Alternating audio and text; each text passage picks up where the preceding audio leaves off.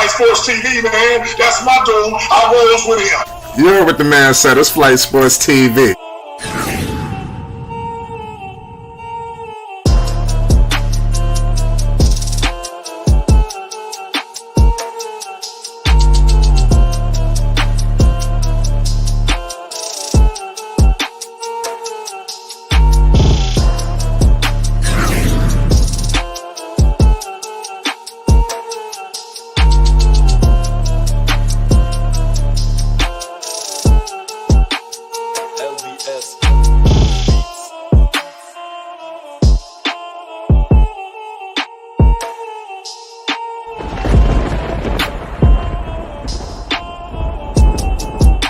Like I said, Flight Sports TV, that's where it's at.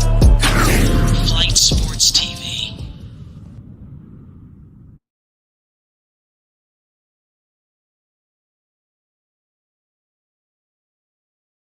TV, the machine, voice of the voiceless, the people's champ, the hottest in the streets.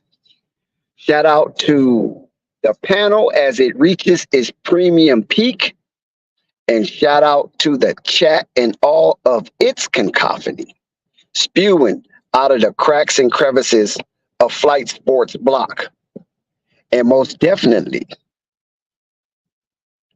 big ups to everybody pulling up to Flight Sports TV to witness this here exciting, youthful movement of the NBA. But before we lock into all of the festivities that will be brought to you today by Flight Sports TV, we want you to ingratiate yourself with the 3-step phases of Flight Sports TV by hitting the like button, hitting the subscribe button if you are yet to subscribe, and hitting the notification bell so you won't miss one iota of an exuberant experience. We here at Flight Sports TV feel it is incumbent on us to proceed to give you that exuberant experience. You deserve more, and we want to give you more.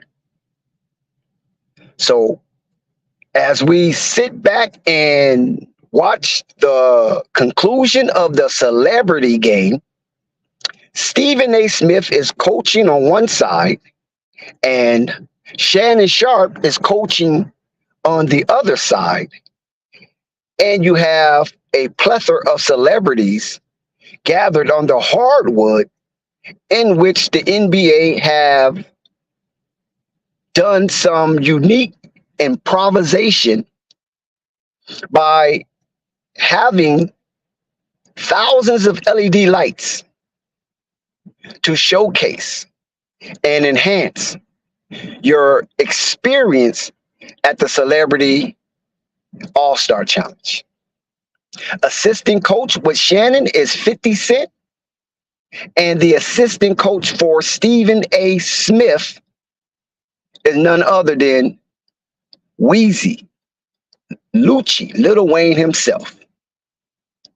And I'm telling you, I'm surprised at some of the athleticism from some of these cross-professional athletes in various genre of sports that has been presented to you within the borders and confines of the United States of America. Some of these athletes can definitely cross and transition to various sports and be successful. And one come to mind tonight is Micah Parsons from the Dallas Cowboys. Oh my God, is this man uber athletic? I mean, he's out here doing spectacular dunks, make or miss, but the athleticism in the process of completing and executing the maneuvers and moves is not short of spectacular. You have other athletes shooting from the distance and hitting the bottom of the nets with ease. And I'm really enjoying how this thing is unfolding. I'm not really into what you consider celebrity basketball because it's a celebrity thing. They vicariously living through some of the most professional NBA players on the planet in the NBA. So a lot of the maneuvers and one night grandstanding is not impressive to me. But let me tell you, CJ Stroud and some of the others are very much impressive to me in this celebrity game. And then, the allure of Shannon, aka Unc, and Stephen A. Smith, as they are a part of the worldwide leader in sports in the machine called ESPN. So they have a high visibility just amongst themselves. And with Club Shay Shay, what can we say about Club Shay Shay? How fantastic on the growth of Club Shay Shay being one of the most streamed in the world. What a platform that has been generated by the Hall of Famer tight end Shannon Sharp, multiple Super Bowl winners on multiple teams. Denver and the Baltimore Ravens have brought us a new level of achievement in Club Shay Shay. Stephen A. Smith, the other coach, the Stephen A. Smith show that streams on YouTube is not shabby. It's sometimes fulfilling, entertaining, and then it's sometimes like, Stephen A., really? Really, Stephen A.? So you have these two right now in action versus each other as they have their respective teams engaging in Celebrity All-Star Basketball Challenge. Let's see who wins and who have the bragging rights. I wish it was, Stephen A. against Skip Bayless or something to that nature. You know what I'm saying? By both of them being from the same corporate entity, it kind of takes a little sting away. We want to have some kind of rivalry. We want to have some kind of tension, some kind of intrigue, interest in watching these celebrities go at it, being headed by two dynamic menaces of sports TV content. And both of the two giants that in the sports, as they are purveyors of which we considered enticement and being able to excite our psyche into delving into their perspective, content, and opinions that each one solicit the sports world, ESPN and FS1. So if they would have had each perspective media sports conglomerate heading the Celebrity All-Star Challenge, I think that would have been much more intriguing, and then having two partners that sit across each other and share some of the same views on the same network. It's just a little too much. But the game is on ESPN, so I understand why it is presented that way. So we are anxiously waiting the Jordan Young movement and the challenge ahead. And a lot of us are looking at this Air Jordan sponsored event, and want to know how some of the changes has foregone in this tournament style format that had been in action since 1994. Of course, the name have changed. Um, the strategy have changed. Rules have changed since 1994. Um, Most recently, the Rising Star Challenge, and now you might as well consider it the Air Jordan Rising Star Challenge, because soon Michael Jordan will have his name all over this tournament style play that we have now engaged in since 1994, when it was just basically, the rookie challenge. So through all of the evolution of the Rising Star Challenge, soon to be named Air Jordan Challenge, it has fascinated us to see some of the youthful players that separate themselves from the regular season and some of the veterans and get their time to shine and highlight their profile as individuals. Because in the past, a lot of teams just didn't play their rookies. A lot of teams didn't play their sophomores. You had to be very, very adulated in order to get on that court in front of a veteran who had a family to feed and might have been on his way out of the league and trying to secure his last few paychecks upon being either forced out or retired by, his age or inefficiency to continue to muster up the energy to run up and down that court, play defense, and to exert himself to exhaustion when the league was getting younger and younger and younger. So David Stern and company started this rookie challenge that later name been changed to Rising Star Challenge, whereas at one point it was the world versus the young rookies and sophomore of the NBA. And that, lasted a few years, and then it just became the Rising Star Challenge, including the world and everybody else. And recently they added the G League Ignite. And now this season, the G League Ignite will still be participating, but they have expanded it to all G League players that will formulate a draft, and one of the four coaches will coach the G League. And with this new format, with the 28 players that are still selected, but the poll consists of 21 NBA rookies and sophomores, and an expanded from last season, which only had, I believe they have 4 G Leaguers. This season, they have expanded it to 7 NBA G League players, and not just limited to NBA G League Ignite.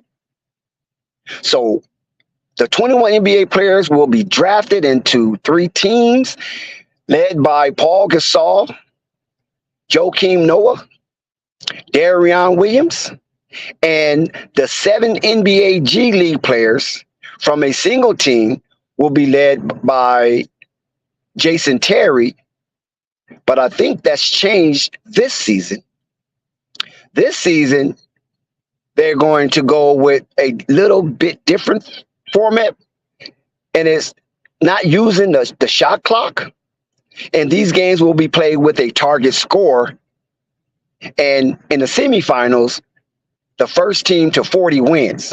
Then for the championship game, the target score will be lowered to 25. So there's a few slight changes from last season into this season, as this Rising Star Challenge, soon to be named the Air Jordan Rising Star Challenge, as he sponsored this, Air Jordan does sponsor this now.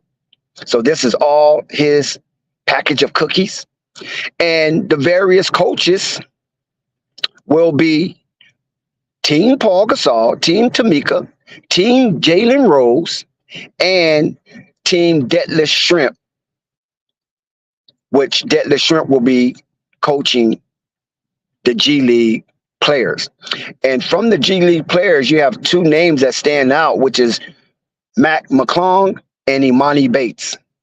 And the other names that's involved, I won't go into that because I really don't know much about them.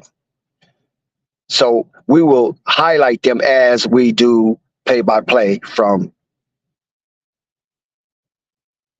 these young men out here showcasing their skills and separating themselves from the stars of their teams or the veterans that's among them that kind of smother their talent. So Team Jalen will have Chet Holmgren, Jalen Williams, Benedict Mathurin, Derek Lively II, Jordan Hawkins, Walker Kessler, Jeremy Sokin, injury replacement for Shaden Sharp.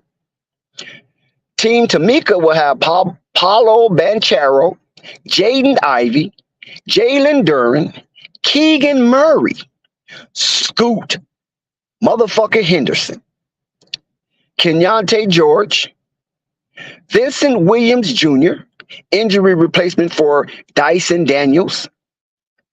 Team Paul, Victor Wembanyama, Brandon Miller, Brandon Perzikins,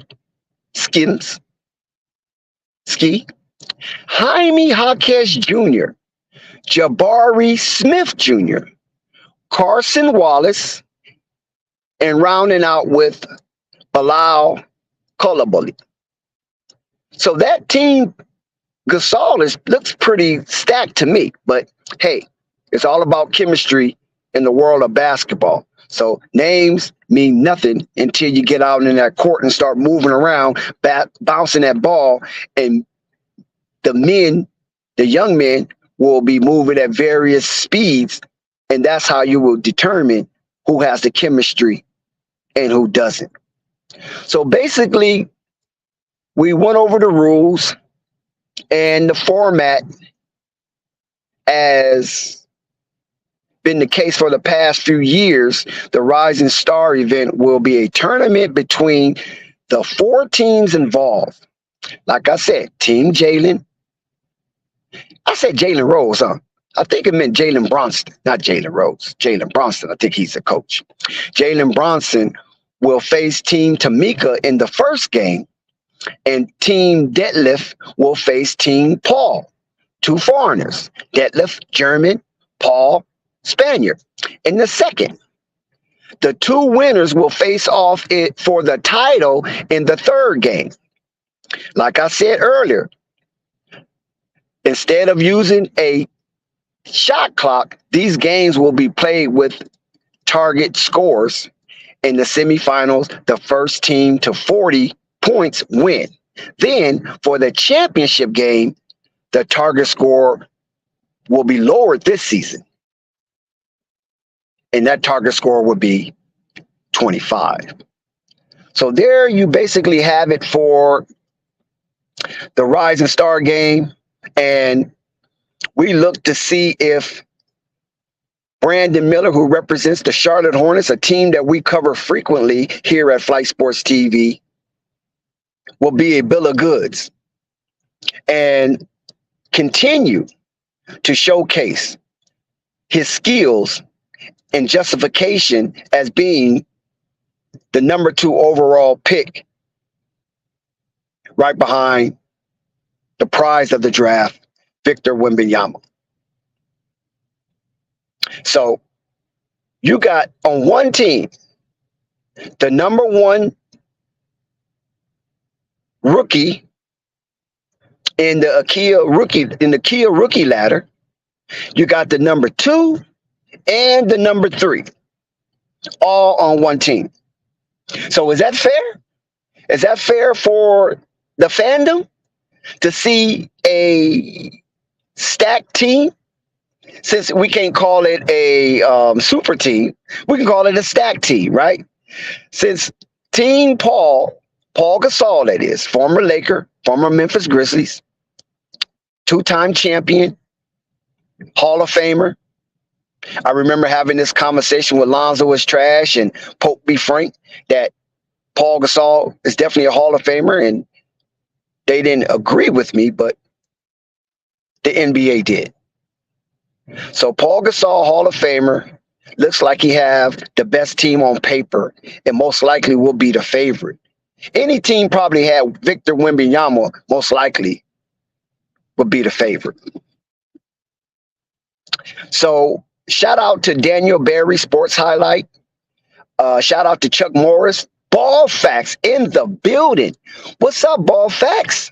Yeah, I was on DKM channel in the chat, and he was chopping up your video about LiAngelo Ball, and I gave him a little pushback on it. But I thought it was fascinating that he chose your video to use to highlight his content for LiAngelo Ball in his new signing. So congratulations to LiAngelo Ball for signing down south of the border. He's getting that cartel money. Yes, he's getting that cartel money. And he will definitely be safe down there. And he will come back in one piece just as he left Chino Hills. Shout out to Ali Payne and King C. Oh, shout out to you, King C. So shout out to everybody, man. Please hit that like button on your way in and continue to stay with us on the stream as we conclude the Celebrity All-Star Basketball Challenge, coached by Shannon Sharp on one end and coached by Stephen A. Smith on the other. They're bringing some kind of excitement and entertainment to us. So in the court, what you guys think about the court? Anybody that's watching this game, it's on ESPN. What do you think about the court and all of the LED lights that accentuate the court to try to give you an enhanced experience in this celebrity game? Because a lot of times we don't take the celebrity game real serious. You know what I mean? We kind of like wait for it to get over with. But hey, it looks pretty nice. So we have Lil Wayne in the building. We got 50 Cent. So we got hip hop representation in the NBA and the celebrity game, which is fantastic in itself. One of my young homeboys, I don't know him personally, but CJ Stroud is in the building.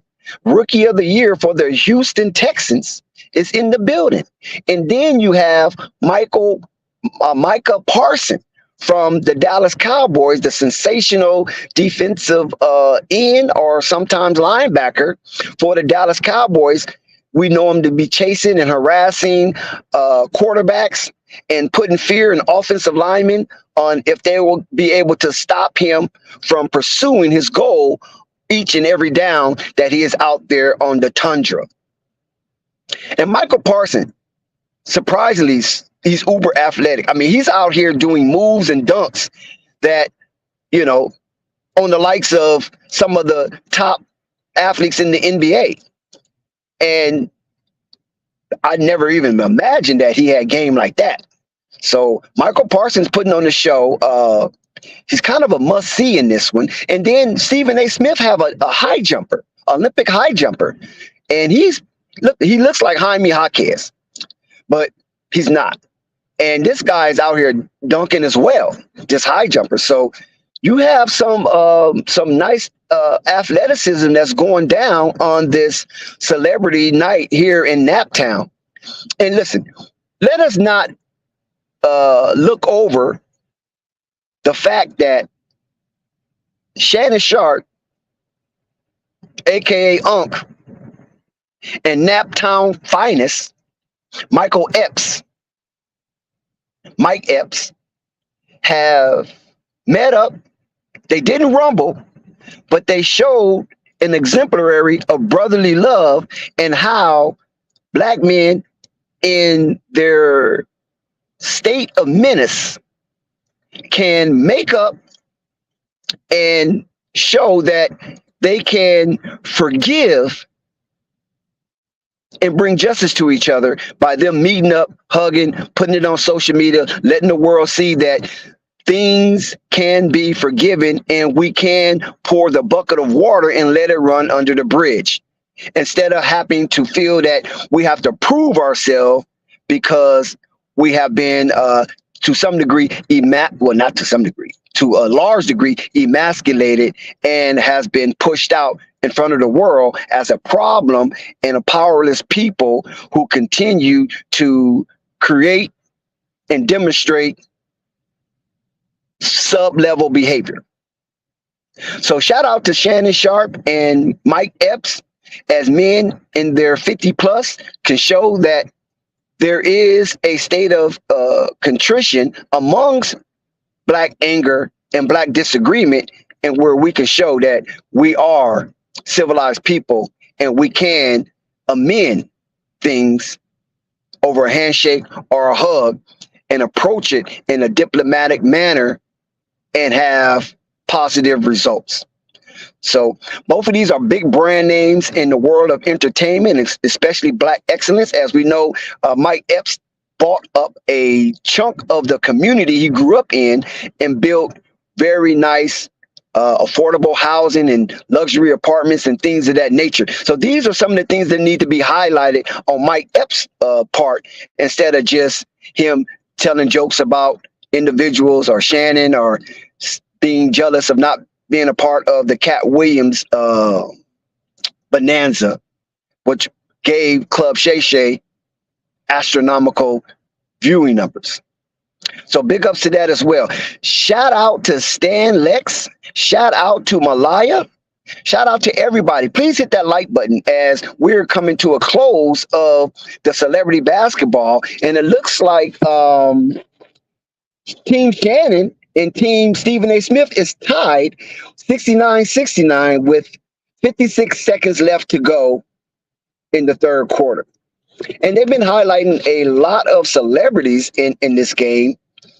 And also they highlighting Caitlin Clark just breaking Plum's all-time NCAA women basketball scoring record. So shout out to Caitlin for that, as she becomes the focal point of women collegiate basketball right now.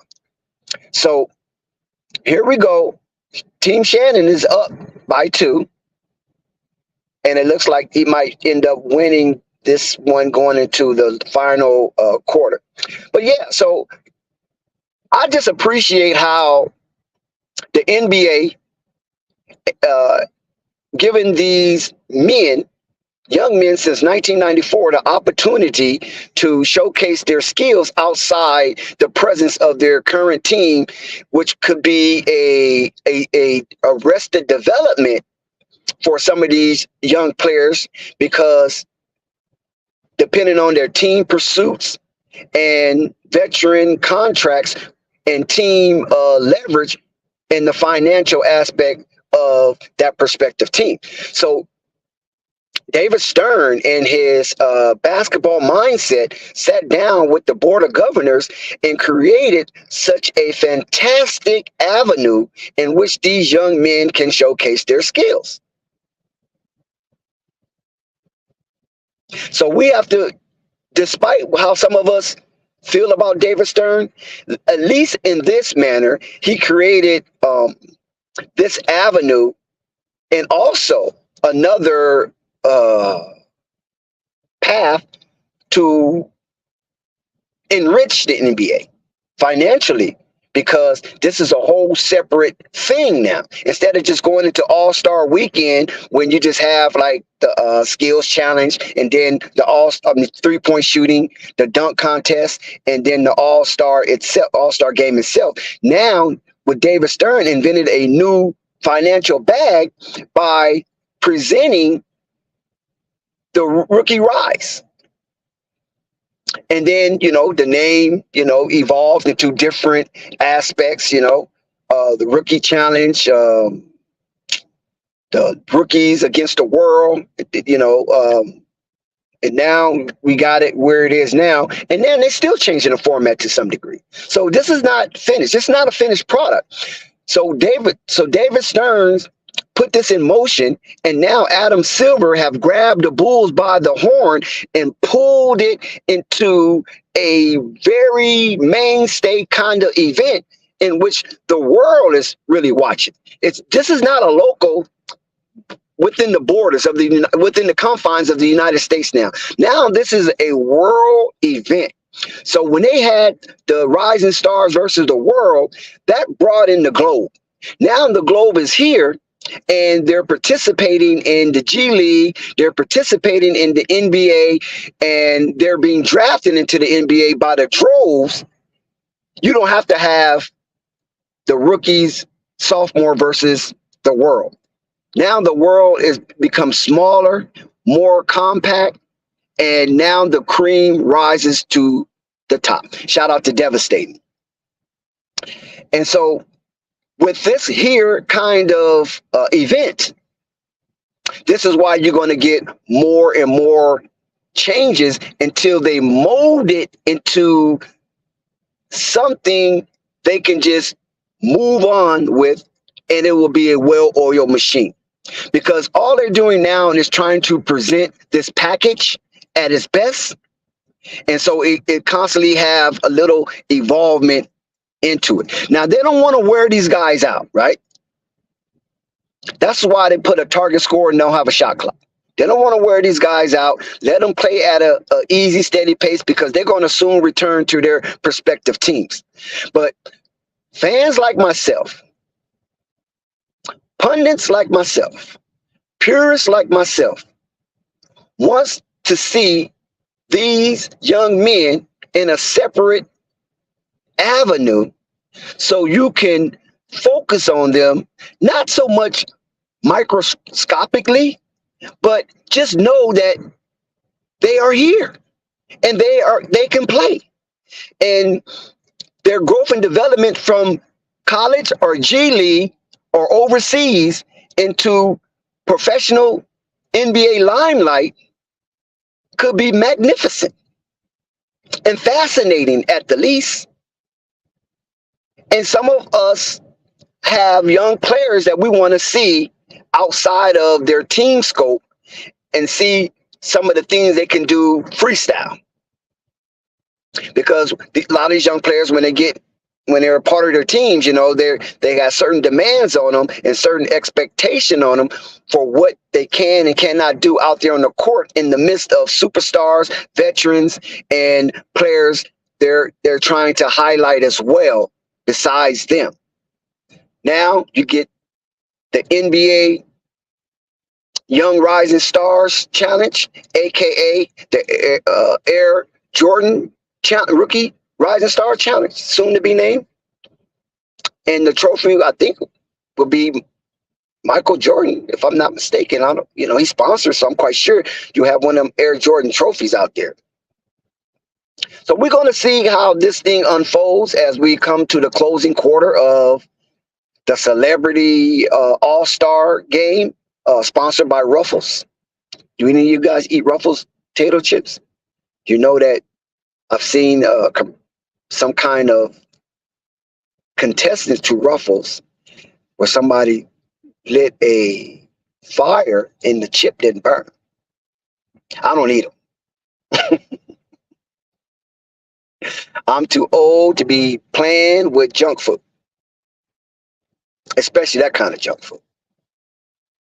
So like I said, hit that like button, make yourself known in the stream. You can comment, engage, and hopefully that you will be watching this Rising Star Challenge with us, and so you can comment in the stream. Shout out to Dre. Anthony Edwards is averaging 26 points per game on 47% from the field and 39% from the three. And Minnesota is 39-16, number one in the West. LaMelo needs to get back on his grind. Listen, we cannot agree with you more. If LaMelo was here right now and then he saw you put that in the chat, Dre, he will probably highlight it because he knows he needs to get back on the grind. I mean, this is something that he knows. And I'm quite sure that when he's healthy, he will do so. And by you bringing up LaMelo, the year LaMelo was a rookie, they didn't have this challenge, remember? Because the season started off a little funky, and this wasn't afforded for that season. So we didn't get a chance to see LaMelo in the rookie, as a rookie in this Rising Challenge game. But it's okay. Shout out to Slat. He said LaMelo clear ant. So Dre and Slat, I guess y'all can put on your boxing gloves and make it do what it do. But LaMelo made the All-Star his second year. And then the third year, of course, he got injured multiple times. And then this year he got injured multiple times, killing his All-Star momentum.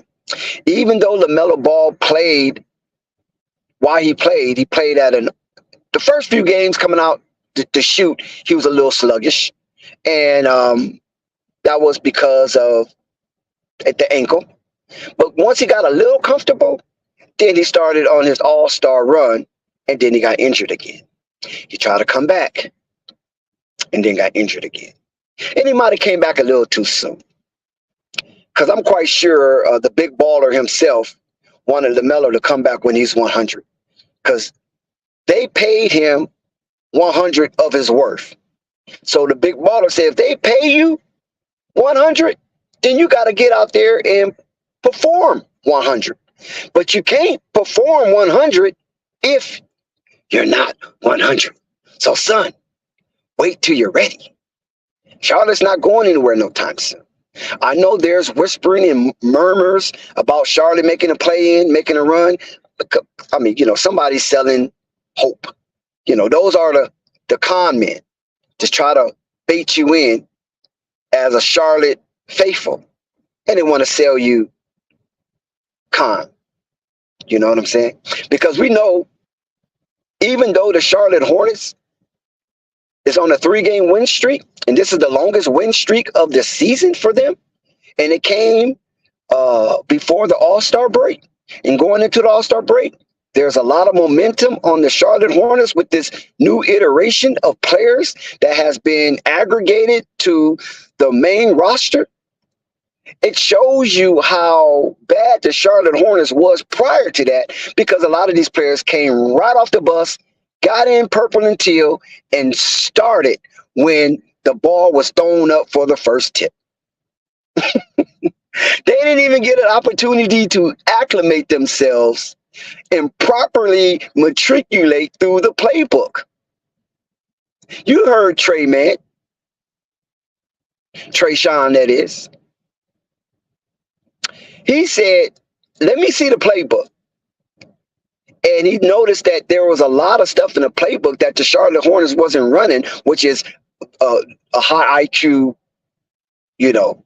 demonstration. And he affronted Cliffy. Like, dude, you got all these plays you don't really run. Show me the plays that you run. And that was a telltale sign to me that a new player coming fresh out off the bus from a winning franchise, those boys down on the red clay, Oklahoma City Thundercats. And he noticed Cliffy have his playbook was, can I say, saturated with unnecessaries? Would that be appropriate without being too demeaning? So a young man like this, I'm thinking, like, who in the Charlotte's organization, you know what I'm saying? Like, why this guy got to mention that? Who's on that Charlotte roster felt the same way but didn't mention it? I thought that was kind of devastating to me. And now, and it was also an indictment on Cliffy to a certain degree, that the team is expecting something and they're only getting a fraction of what they're expecting.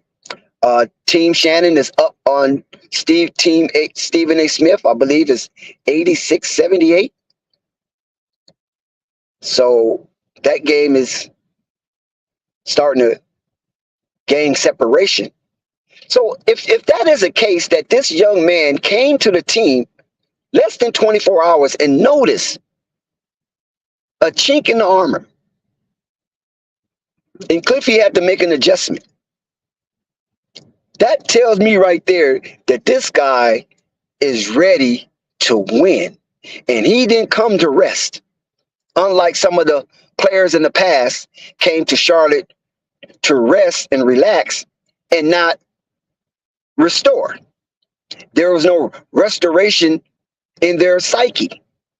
And they were just usurping the money from Michael Jordan and didn't give a damn about it. And there was really no repercussion. All Mike did was just fold his hands, begrudging that he paid some of these players this exorbitant amount of money, but performance was lacking when it came to the hardwood. But nevertheless, that's water under the bridge, and there's a new dispensation in Charlotte, and now it seemed like Charlotte really want to put on the court the best available according to the construction of their roster. So I'm enjoying this new iteration of the Charlotte Hornets.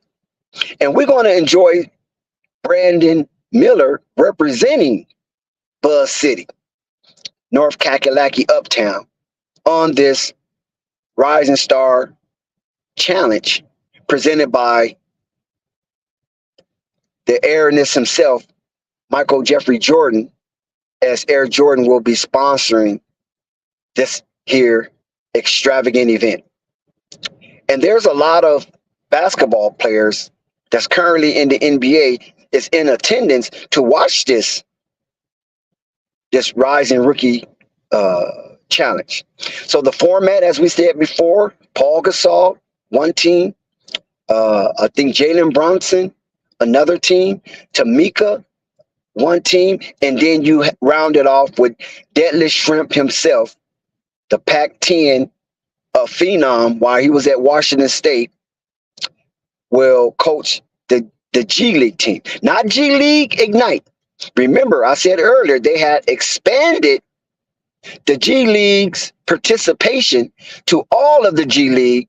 So everybody was eligible to be drafted that's amongst the G League into the 7-player roster that will be chaperoned by Deadlift Shrimp himself. So basically, there you have it. As Shannon is looking like he's trying to show off Stephen A. Smith. Team Shannon 86, Team Stephen A. Smith 78, with less than 5 minutes to go as we are currently in the 4-minute zone. So the clock is ticking and the anticipation is rising for this here 2024 Rising Star Challenge that features Victor Wembanyama, Brandon Miller, Scoot Henderson, Jaime Jaquez Jr., and a plethora of more rising stars that will be representing their respective team and their G League team as well. So this is going to be a good fall-out battle, and I want to see who wins. I hope Brandon Miller representation propels Team Paul Gasol over the hump, and he can have a trophy in his showcase. And this will be a nice personal accolade that shows that he could be a part of a winning situation, because that's all we're trying to groom here. We're just trying to get these young men groomed mentally to accept being in a winning situation. And this is the first step of many for Brandon Miller, because his courage and his character has developed tremendously in a short amount of time. His confidence is sky high right now, because when you have a rookie that have a record within the organization as shooting the most three-pointers as a rookie, which stands at 109 and will increase. That says something. He broke DJ Augustine's longtime record as a rookie, making three-point shots, shooting from the distance, and is totaling, as we speak, at 109. And that will grow. And it could grow beyond reach. But then again, it's a new NBA. And a lot of players, since the advent of Stephen Curry, is shooting from the distance way more now than ever have been. And they're starting at an early age. So muscle memory will serve them best if they continue shooting from the distance and are able to secure a spot on a roster in the NBA.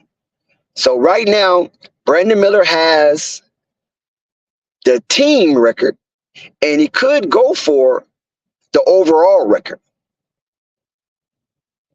And that aesthetics for the Charlotte Hornets can be like a beacon of hope shining from the hills and mountains of North Kakalaki.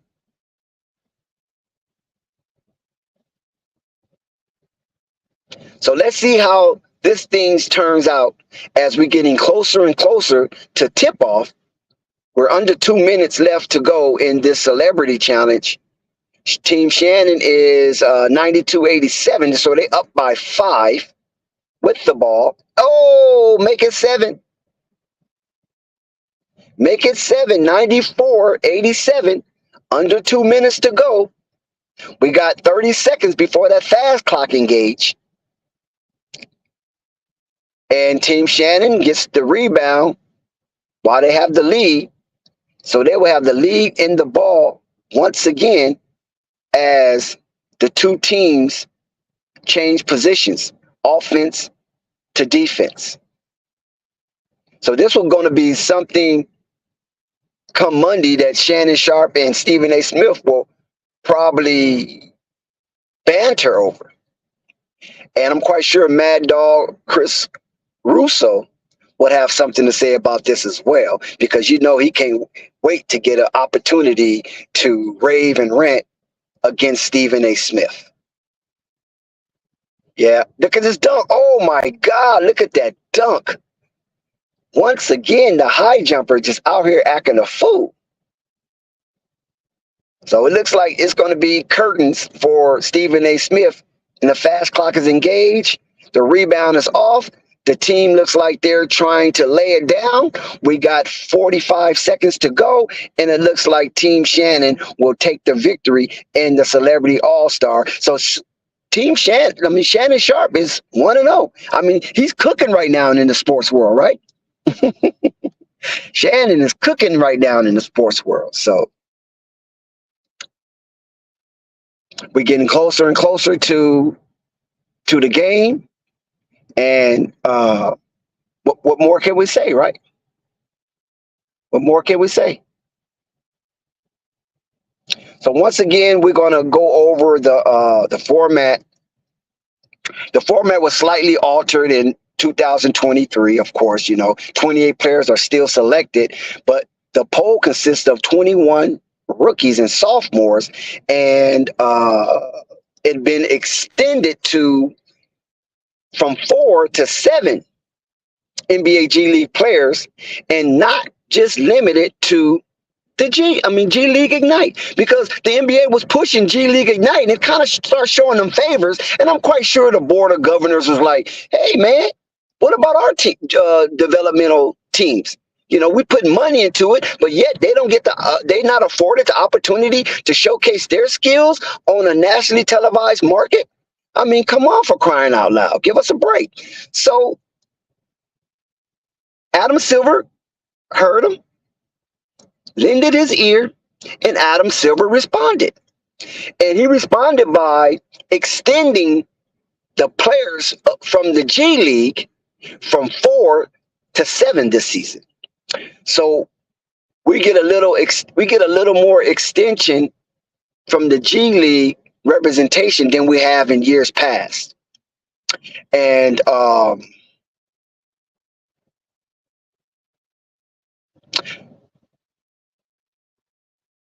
going to see how this thing is gonna play itself out. So we'll see. And like I said before, we got Team Paul, we got Team Tamika, we got Team Jalen, and to round it off for the G Leaguers, we got Team Deadlift. We got 18 seconds left to go. Team Shannon reached the 100-point threshold. So you know what that means. They reached the 100-point threshold, and their defense kept Stephen A. Smith team under 90 so far. And most likely it will be under 100. So let's see. Stephen A. Smith team has an opportunity. Oh, what a dunk.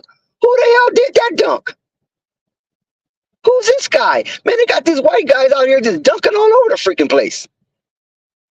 I don't even know who this dude is. Look like a soccer player to me. So we got 8, 7, 6, 5, 4, 3, 2, 1. And the buzzer sounds, and Team Shannon hits the 100-point mark while holding Team Stephen A. Smith to under 92 points. So Team Shannon, they was playing some defense, I guess, or was it Stephen A. Smith team just missing more shots than expected? Shout out to Chief Bartran. If you want to come up, Chief, you definitely can. So shout out to Chief Bartran for his representation here. And yeah, we was going over as Team Shannon and assistant coach 50 Cent wins this celebrity challenge tonight, beating his over-the-counter partner in the corporate world of the worldwide leader in sports, ESPN. So that's over with. So we're going to take a short break and get ready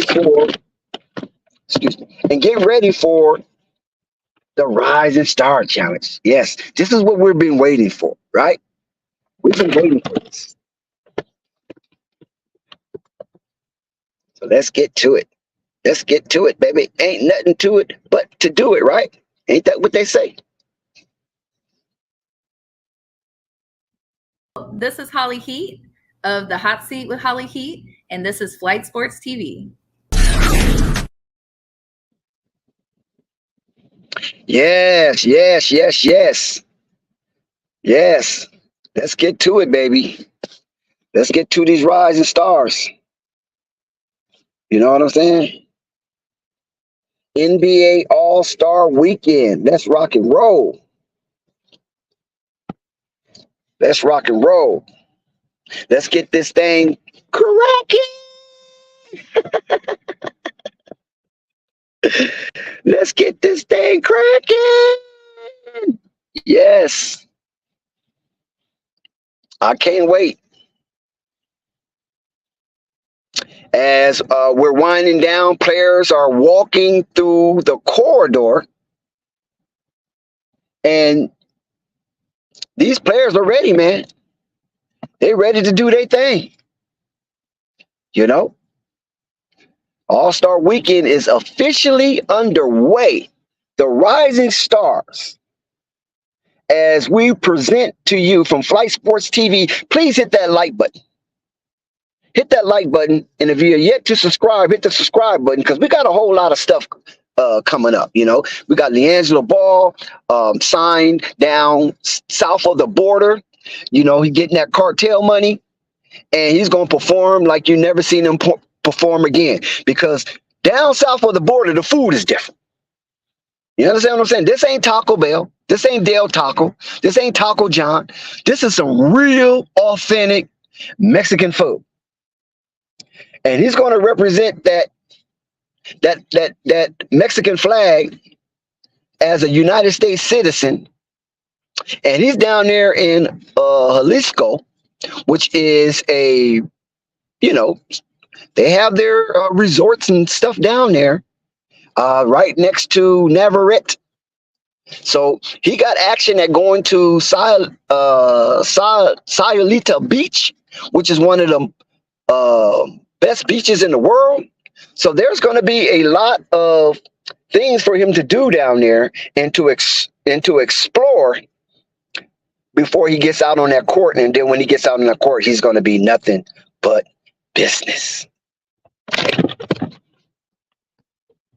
So shout out to LiAngelo Ball and his new sneaker he released, and shout out to his performance that he's going to put on display down there in Mexico.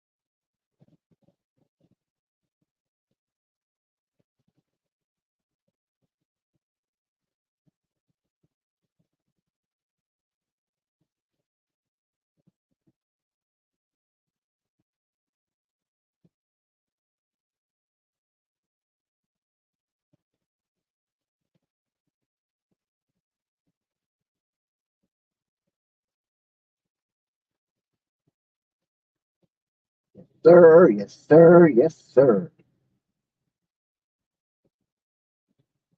How many of you guys wish that LiAngelo Ball could have been a part of this Rising Stars? That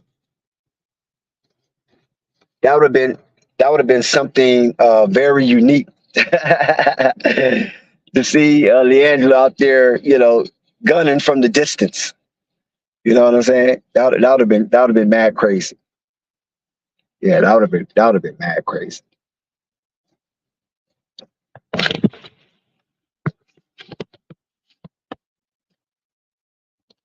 But that is not going to happen. Not this year.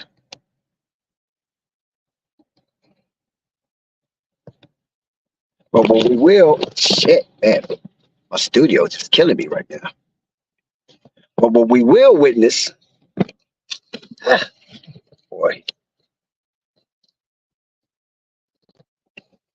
But what we will witness is the magnificent and fascinating young NBA All Stars in the making. Yes, Mike Epps did show up. Baby. If I can get this thing right, I mean, come on, for crying out loud. Yes, Mike Epps did show up, and you was rooting for Jennifer Hudson. Yeah, I mean, Jennifer Hudson have a hell of a backstory, right, with her mom and everything, and representing Chi-Town. Yeah, Jennifer Hudson was looking good out there though, bouncing around with her little hefty self. Sure was, but they didn't get the victory. Shannon got that victory, as like I said, as we await the All Star challenges. Now, I don't know if anybody wants to come up. You can if you want to. I will drop the link in the chat, and let's see if you want to share the platform with me as we start to engage with this All Star. So let me drop this. Engage with this All Star. Okay, Let's get out of here. Let me drop this. All right, let me get out of there, get right back to business, and watch this Rising Star game, man. It's on TNT for those who want to watch and still engage with the chat. So I'm gonna give you some play-by-play, discuss some things. You're welcome in the chat to ride along and talk some basketball, talk some things that's maybe not so associated with basketball. But it's open, we're ready, and you can do your thing.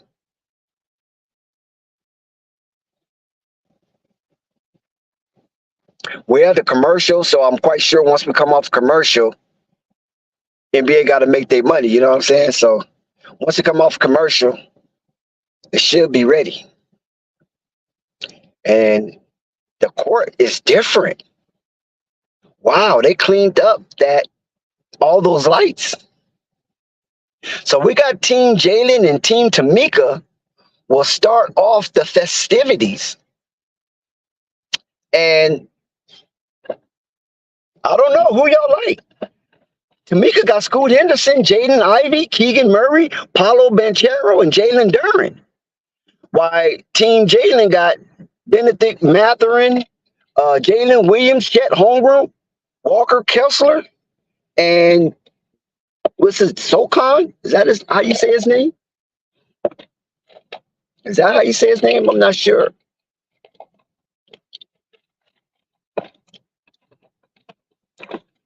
Well, you haven't missed anything just yet, Slim. Prior to this, we was discussing the new format for the Rising Star Challenge. And we also announced here on Flight Sports TV that this soon to be the Air Jordan Rising Star Challenge. And maybe the trophy might be an Air Jordan trophy. I'm not sure. We're not sure about the trophy. So we see Jalen Rose. Well, is it Jalen Rose coaching or is it Jalen Brunson coaching? I guess it must be Jalen Rose. So they must have got a typo mix when I was reading the coaches, because once I saw Jalen Rose and then once I saw Jalen Brunson. I know Jalen Brunson representing the New York Knicks will be a part of the three-point shooting contest. So we will see a Knick represent the three-point contest. We haven't seen a Knick represent the three-point contest since who? Allen Houston? Or did Porzingis ever be a part of the three-point contest? Or Carmelo Anthony? I don't know. So here we go. As tip-off approaches, All-Star 2024 in Naptown. And the ball is up. And the ball is tipped. And Team Jalen secures the ball. Oh, a steal. They're playing defense. Oh, almost a steal. Chet Holmgren runs the ball down, and then Chet Holmgren bring the ball up. Oh, nice. Chet Holmgren tried to throw up an alley-oop, but it was missed. There was a miscommunication there. And Team Tamika get on the scoreboard. So Team Tamika hits the first basket of this year's 2024 Rising Star Challenge. And it looks like Team Tamika is really trying to play some basketball here as he shoots from the distance and scores. Who was that, Paulo? Who was that shooting that ball from the distance like that? Okay. Team Tamika is trying to get some business going. Another attempted steal, but the ball will be reverted back to Team Jalen, even though they come out a little sluggish. Tamika Catching, remember her from the University of Tennessee playing up under the the whims of Pat Summitt, Hall of Fame basketball coach. She's in two Hall of Fame. She's in the NCAA Hall of Fame and I think the NBA Hall of Fame. Chet Holmgren, he misses his first shot. So Team Jalen remains scoreless. Ooh, was that Scoot Henderson? Was that Scoot to Malou? No, that was Jaden Ivey. So 7-0 Team Tamika. And it looks like another run out and a reverse dunk by Paulo Banchero. So it's 9-0. Jalen Rose called times out. No, he don't call timeout. Oh, yeah, he does. Jalen Rose called timeout. Team Tamika went on a 9-0 run, and it looks like Team Tamika catching is looking like her old dominant University of Tennessee volunteer ways up under the edicts of Pat Summitt. May she rest in peace. Pat Summitt, Hall of Fame, NCAA women coach. At one time was the winningest coach in NCAA. I think she's been passed up since then. I remember watching Tennessee in the 90s, Tennessee women's basketball. They were the dominant team prior to UConn. Tennessee was just running roughshod through NCAA women basketball. And then UConn put a stop to that. So Tamika Catching comes from a remarkable collegiate program. So her basketball knowledge is definitely respected.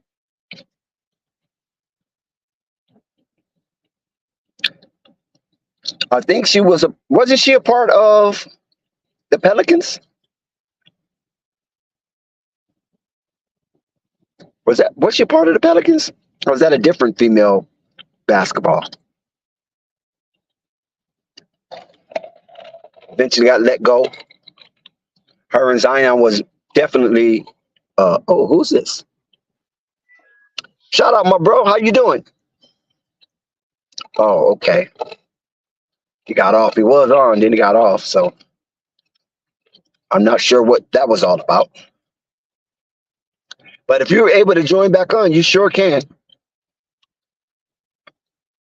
Right now we're at a commercial, as you can see. There's a commercial break. Team Jalen Rose was not able to muster any points in the first 4 possessions of the game. So he calls the timeout.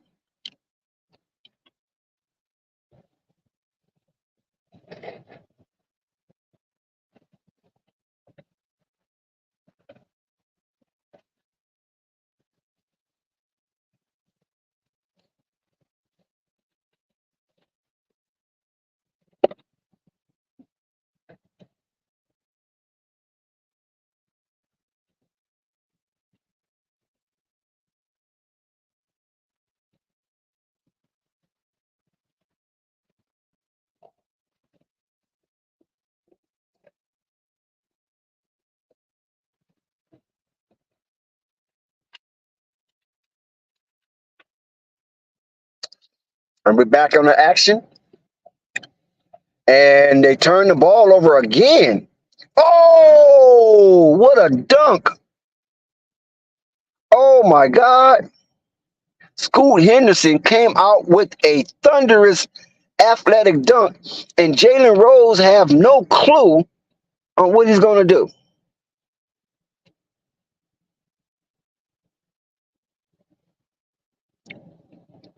So they're having a rough time even handling the ball. Now they finally get off a clean shot, and Team Jalen is on the board for the first time.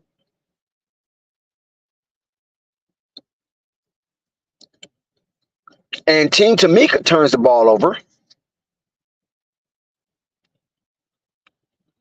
And let's see if Team Jalen can capitalize off the unnecessary turnover. Chet Holmgren fights for the rebound. The ball goes off of Chet, and it looks like the ball will be possessed by Team Tamika.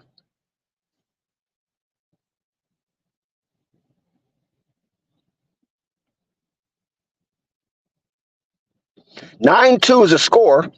There's no shot clock except for the 24-second shot clock. I mean, game clock, excuse me. Double entendre, right? Ooh, nice shot. There's no game clock, but there is a 24-second shot clock. So the teams cannot just hold the ball. They're still under a 24-second restriction, as Team Jalen have scored their second bucket, 11-4. Team Tamika's in the lead. My God, what kind of dunk was that? Paulo with the double clutch dunk. Oh, Chet Holmgren. Oh, with the rock the cradle. Chet Holmgren with the rock the cradle. 13-6. Team Tamika still in the lead. And these rookies are just doing things that's uncanny. So Paulo with the nice clutch dunk, double clutch dunk in the Rising Star Challenge. And then Chet Holmgren with the around the world dunk. These are some of the old Dominique Wilkins style dunks that we're looking at right now. Not as forceful, but in the realms of the procedure of the dunk. They're not dunking as thunderous as Dominique Wilkins. I mean, wow. I mean, that name, Dominique Wilkins, who challenged Michael Jordan on several occasions for the NBA All-Star dunk title. So 14-6, Tamika is leading. Another defensive play by Team Tamika. And here we go. Skip to Malou, the doozy from the corner. Oh, he hits the back of the rim, but the hustle from the Team Tamika keeps the ball alive and keeps the ball in their possession.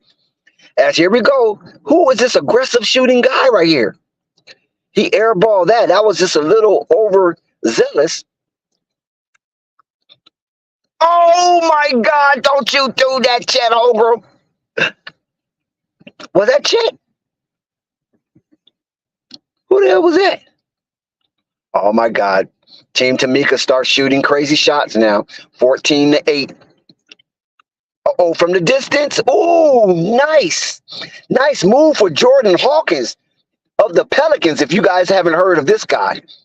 Jordan Hawkins of the Pelicans, a scoring machine. Hits from the distance. 14-11. Another missed shot by Team Tamika. Chet Holmgren brings down the rebound. Chet Holmgren taking the ball coast to coast. Crossover. Chet Holmgren layup. It is good. Oh, my God. It's a one-point ball game. Is that? Dang, this dude right here is fast. I don't know who he is. I can't really tell. Is that? Oh, that's Ivy. That's Jalen Ivy. Nice layup, 16-15, one-point game. Both teams are just trading baskets. Jordan. No. Oh, that's not Jordan. That's Jordan. Oh, my God, look at Jordan. Oh, he missed that underneath. Oh, here we go. It's still a lot of action. Oh, a little too high. A little too high. He could not climb the ladder. So that would be a turnover for Team Tamika. And All-Star 24 in Indy with the Rising Challenge is underway.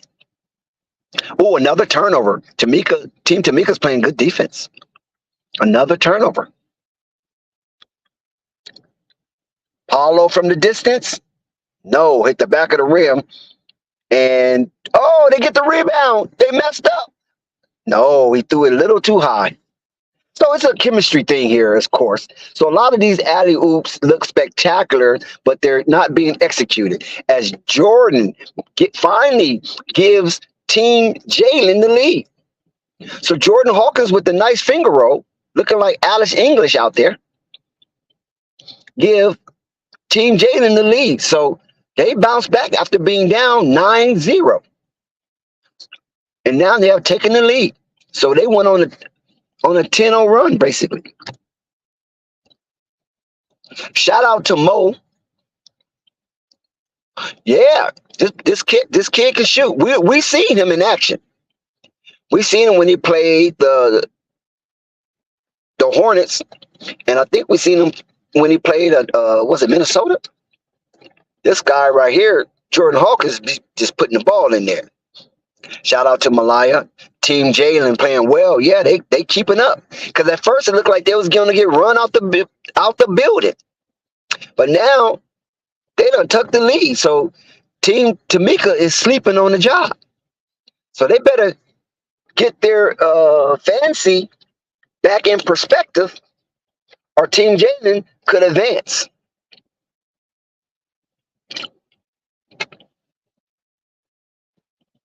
But we all know the matinee of tonight is Team Paul Gasol versus Team Detlef. Paul Gasol got Wembanyama, Brandon Miller, Jaime Jaquez Jr., three of the top NBA rookies on the Kia rookie ladder. And Team Detlef Shrimp, that is, got all the G Leaguers. So what a setup for Wembanyama to advance, right? I don't even know how they matched this up. I don't even know if they drew straws or they got the ping pong ball. I don't know how they even matched this up out of these 4 teams. Because they don't, I haven't read an article that shows how they matched it up. But to me, it looks like they want Wembanyama to advance to at least the championship game. So that will have a carryover for the fanfare. Because he's definitely the attraction for the Rising Challenge game. Victor Wembanyama. They would love to have Victor Wembanyama versus Team Jalen. Because Team Jalen have Chet Holmgren. So Victor Wembanyama and Chet Holmgren will be a marquee matchup for the Rising Stars Challenge, aka Rising Stars Air Jordan Challenge, or Air Jordan Rising Star Challenge, however they want to word it. They haven't figured that out yet. So they out here balling down in Naptown, even though Indianapolis is under a severe warning, a weather warning. I think they have a blizzard going down, but the people came out to see what the NBA have to offer. And we know that Jalen Rose was a member of that Indiana team of 2000 that played the Shaq Kobe Lakers and eventually lost in 6 games.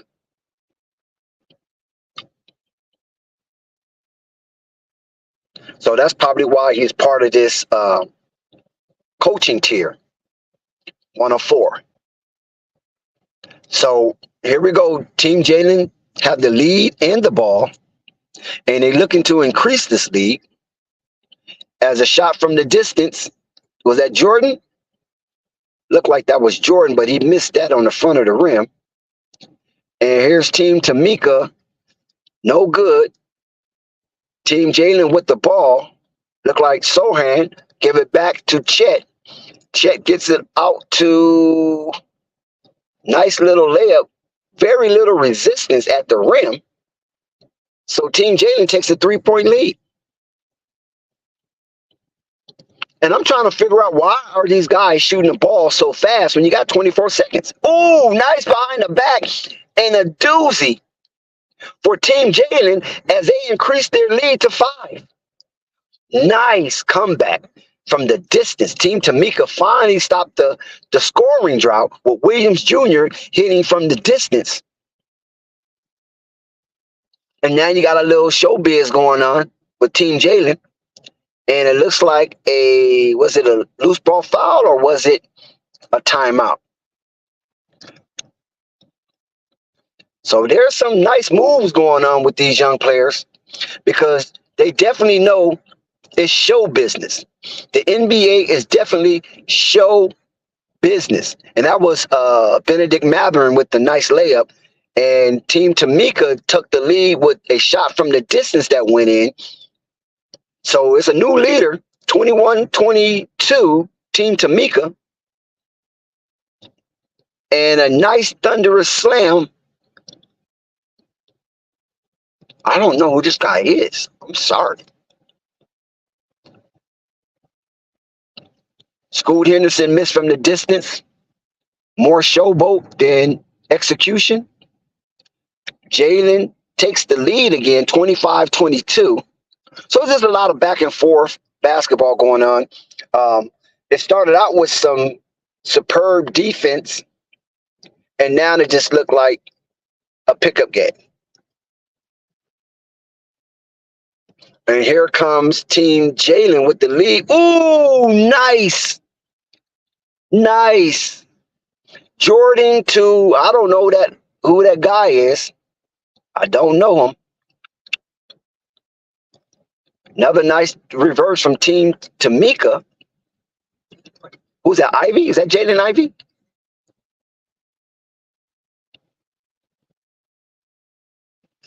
I'm surprised none of the twins is here. At least one of them. Oh, nice. Team Jalen takes the lead with Benedict Matherin shot from the distance, 30-24. Tamika doesn't call timeout. She let it run, and there's a missed shot. So you got Team Jalen with the ball and the lead. They're up by 6, 30-24.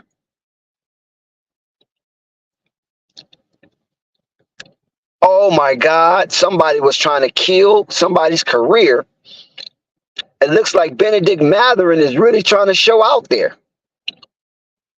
I see Obi Toppin on the sideline trying to cheer on his teammate and kind of laugh at him because there was no way he was going to make that dunk from that distance.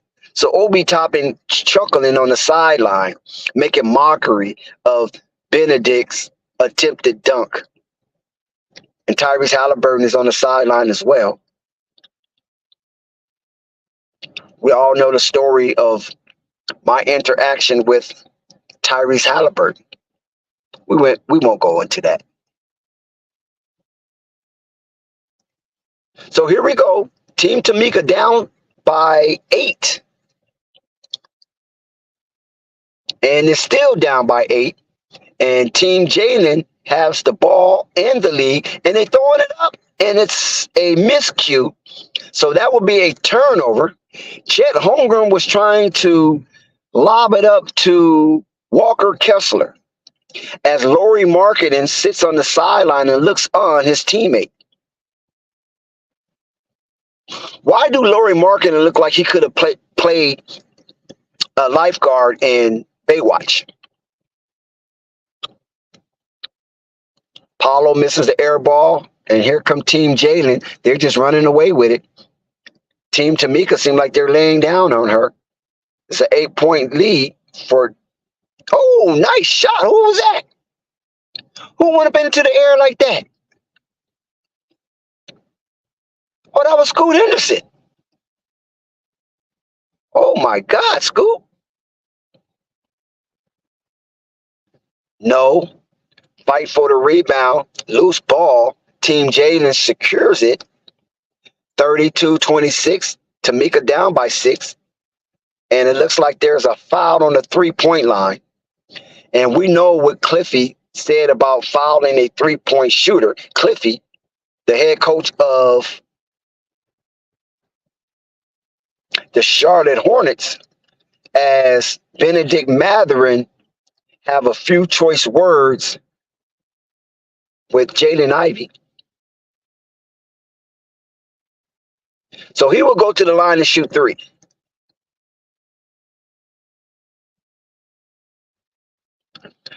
Steve Clifford said that fouling a three-point shooter is the most idiotic play in basketball.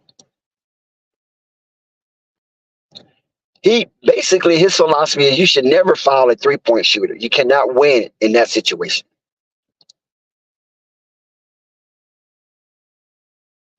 So Matherin makes 2 of 3 so far at the charity strike, and he leads all scorers with 13.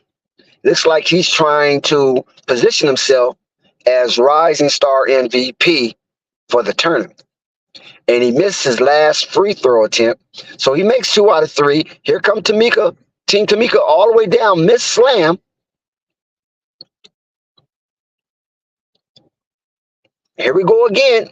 Loose ball. A lot of sloppy play going on. Chet Holmgren gets it. Chet Holmgren gets ripped. And they kick the ball out for a free layup. And yes, guess who it is? None other than Jaden Ivey. So earlier, Jaden Ivey and Benedict Matherin had a few choice words.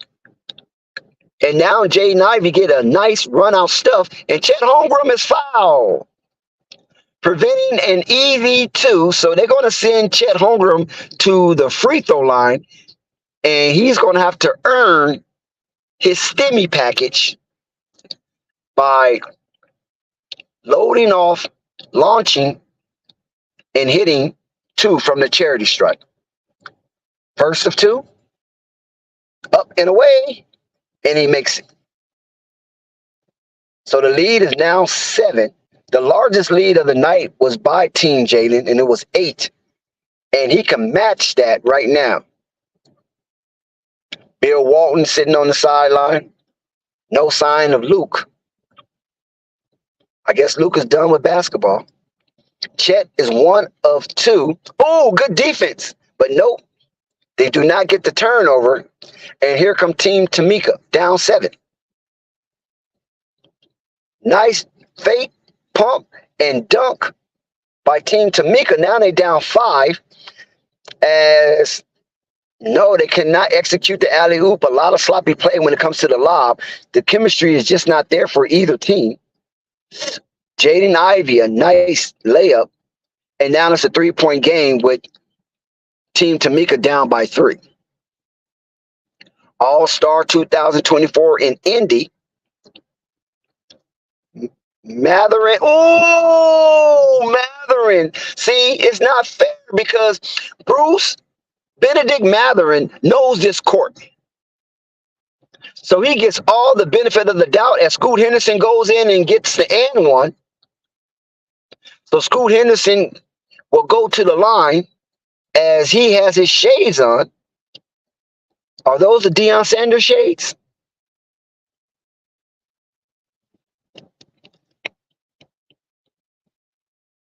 As Team Tamika celebrates Scoot Henderson ravishing layup, a lot of people don't even realize that Scoot Henderson is averaging 13 points a game this season. He did have a slow start coming out the box, and Malcolm Brogdon just basically took over the curation of that offense, and Scoot Henderson been coming off the bench.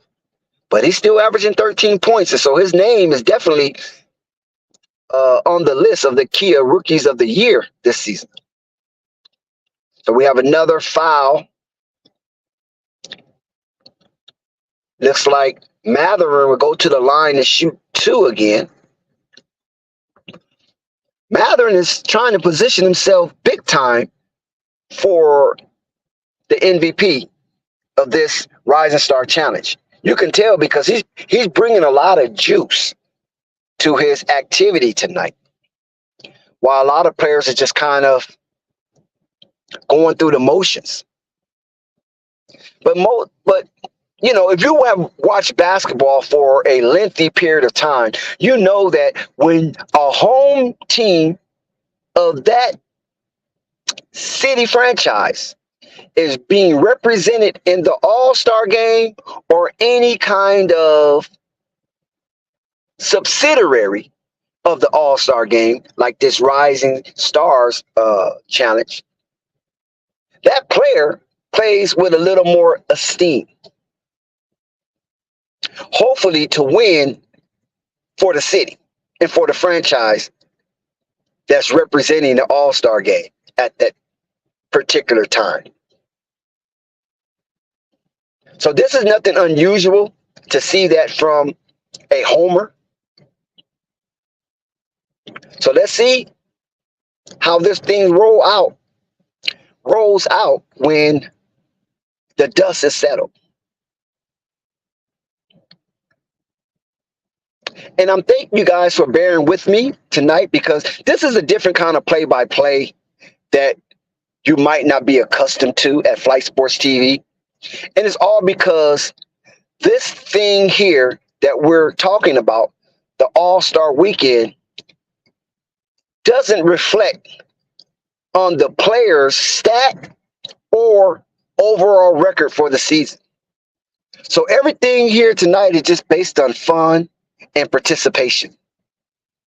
And this is an event, even though it's a solo accolade event for the players, but it's a bigger event for the fans to see all of the young players and the veteran players come together on one stage for a weekend of festivities. And we as fans get an opportunity to see a plethora of NBA players, young and old, perform on a night of our desire based on our budget paying for All-Star Weekend. Now, we all know All-Star Weekend comes with packages. And if you have the VIP package, you get to see everything from the celebrity to the All-Star game itself and everything in between. Because that's where it starts off with. It starts off with the celebrity, and then it ends with the All-Star game. And then all the subsidiaries of the All-Star is sandwiched in between those two starting and finish events. So Bruce Matherin is having a time of his life right now, and Team Jalen advances. So they are the first team to advance to the championship, and now we're going to see Team Paul and Team. We're going to see Team Paul, and we're going to also see Team Detlef.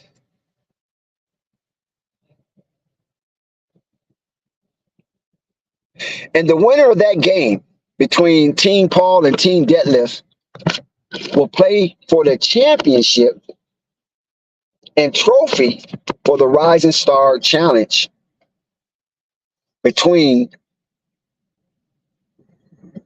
Team Jalen and the winner of Team Paul, Team Detlef. And listen, I ain't gonna lie. It looks like, oh, shout out to Big Al.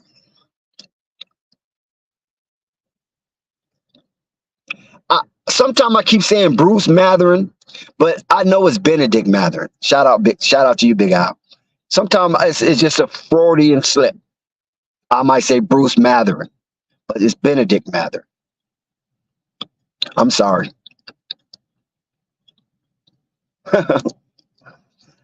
If you want to come up, Big Al, because Brandon Miller is about ready to represent North Carolina,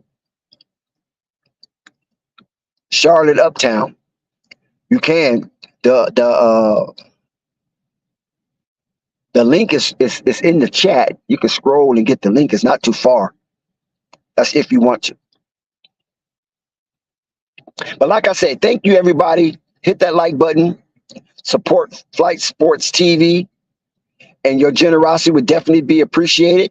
You can support Flight Sports TV with the Cash App, with the PayPal, and the Super Chat. All those digital currency. My studio is just in shambles right now. All those digital currencies is definitely accepted and appreciated.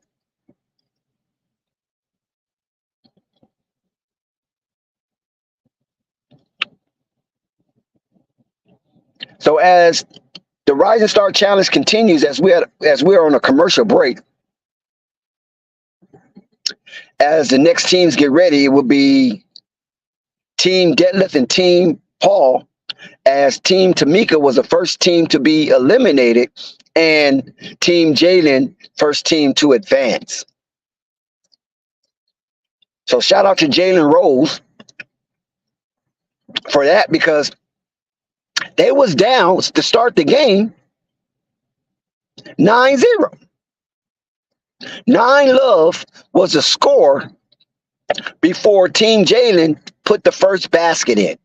And once they got their first basket, then they just went on a torrid run and just butchered Team Tamika into a somewhat submission, a light submission, but it was a submission because that energy that they started the game with started to wane away, and Team Jalen end up with the victory and being the first team to advance to the championship as they await the winner of Team Detlef and Team Paul.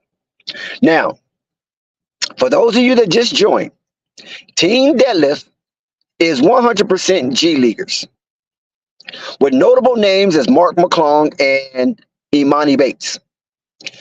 Outside of that, I don't know who these guys are in the G League. I don't know who they are. So name recognition is going to be foreign to me. But nevertheless, was that Mutombo's son? Dikik Mutombo? I think that was his son. Okay,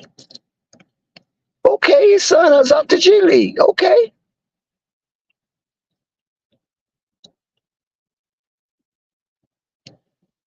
Mutombo's son is out there.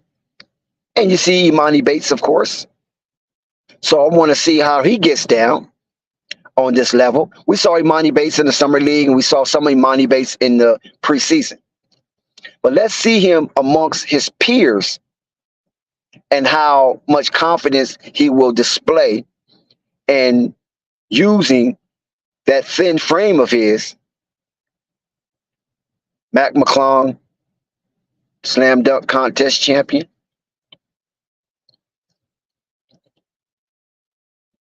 Yeah, go back to Imani Bates. Let's see how he uses his thin frame and maneuver throughout this game. So my eye is going to be on him more so than anybody else. But now that I saw Mutombo's son, I'm thinking about watching him a little more as well.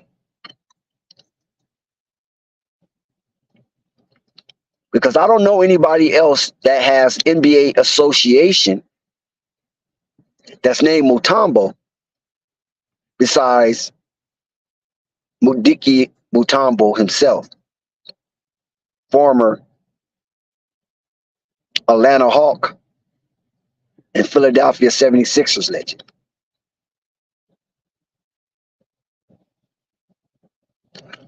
So now we get the introduction of Team Paul. We just chopped it up about Team Detlef. And here's Paul Gasol, Hall of Famer, Laker champion, Kobe best friend. He still talks with Vanessa from time to time. He's the Spaniard who once had a brother that played in the league. And I don't think him and his brother ever played on the same team. So sometimes it just goes like that. And both him and his brothers are champion. Marc Gasol as well as Paul Gasol. Paul Gasol from the Lakers and Marc Gasol from the boys up north, Six God, them dinosaurs, Toronto Raptors, led by the vicious, low management man himself, Kawhi Leonard. So there was Jaime Jaquez Jr. and Brandon Miller is just being announced. Let's see how Brandon Miller fared. Did Brandon Miller take this game serious, or do he just sleepwalk through it and allow his teammates to do this, to do?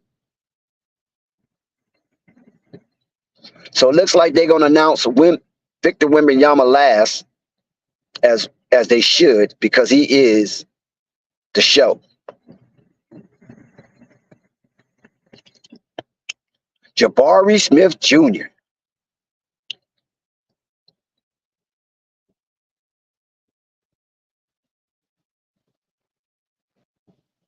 Cason Wallace.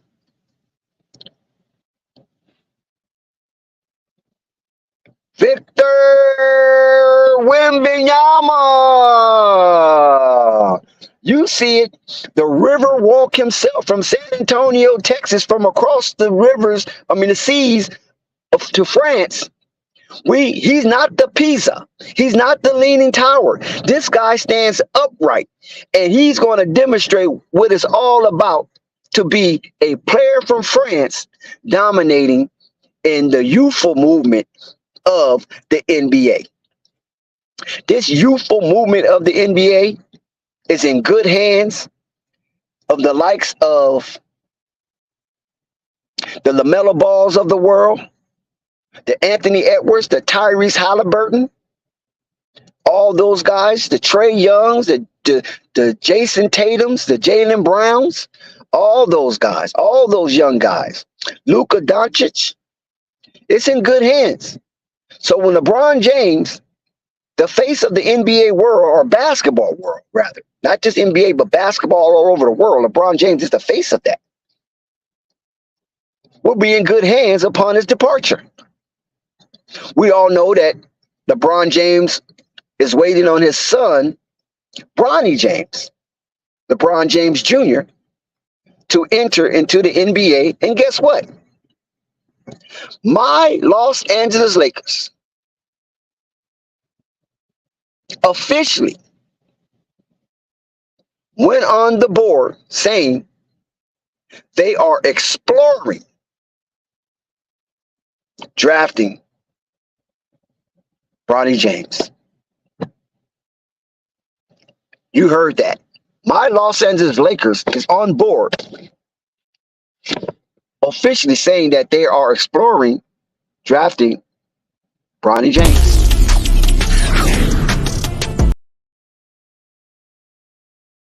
What up, y'all? It's your man, Freeway Ricky Ross, and you looking at Flight Sports TV. Don't turn that channel. You heard the man. He didn't say nothing wrong. Don't turn that freaking channel.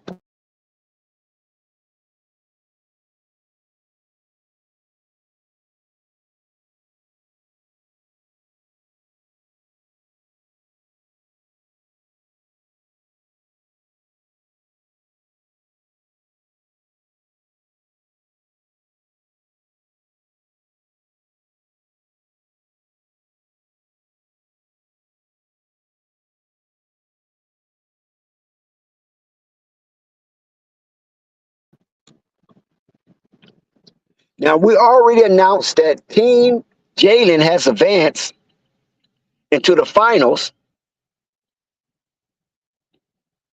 as they hit 40 points first. Now, in the finals, it's different this year. The score has been decreased or lessened to 25. So once you get to the finals, the first team to hit 25 wins the championship. But in the first round or the semifinals, it's to 40, first to 40. So there's a few rule changes in this year's 2024 Air Jordan Rising Star Challenge. But we get an opportunity to see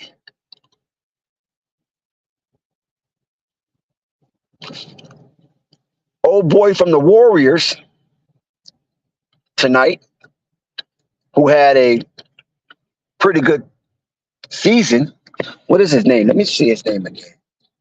Brandini Porzingis. If I butchered his name, I'm sorry. Shout out to Xavier B.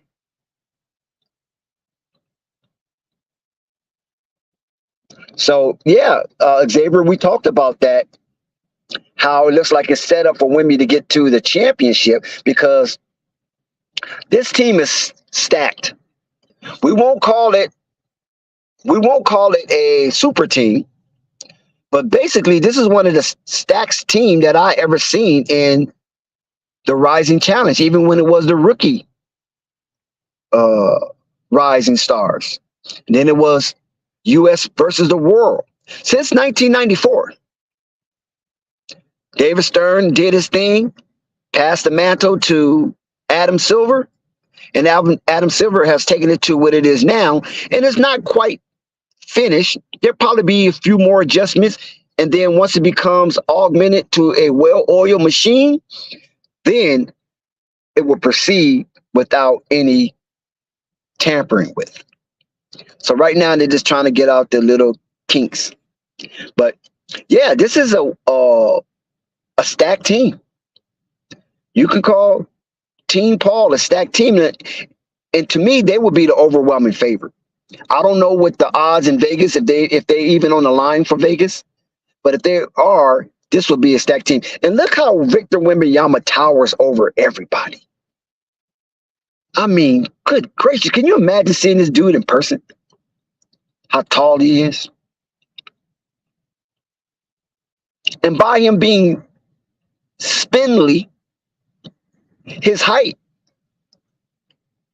the image of his height looks like it could increase.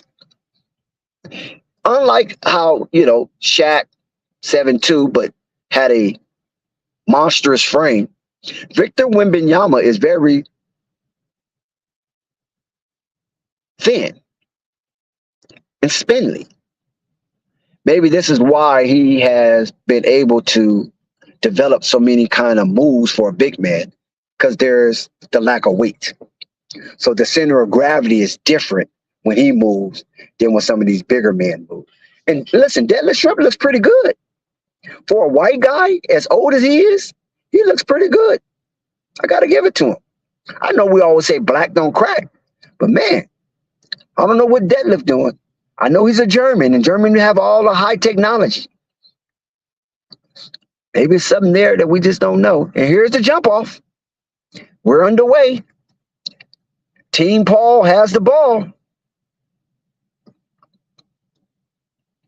And they give it to Wemby. Wemby circles the wagon and gives it up to Brandon Miller. Brandon Miller gives it up, and they're looking for Wemby again, and he puts up the first shot, and Wemby scores. The first time Wemby touches the ball as a shooter, he puts it in the basket with ease. Who's going to block his shot, right? Okay, here come these G Leaguers. Let's see what they all about. Maybe they got some kind of surprise. But I don't see it just yet. Are they intimidated? And it looks like there's a steal and a turnover. Wemby with the defense that forced that. And there's a launch from Brandon. No good. Rebound G League. Team Paul still holds a one-possession lead, 2-0. And G Leaguers get a little too fancy and almost turn the ball over, but saved at the half-court mark.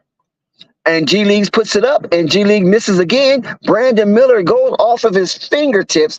Brandon Miller tried to secure that rebound with one hand. He was very unsuccessful in doing so. So, Team Deadlift, the G Leaguers, will take the ball out and try to get on the board for the first time. And nope, it won't be at this possession as they turn the ball over once again. Unforced turnover this time.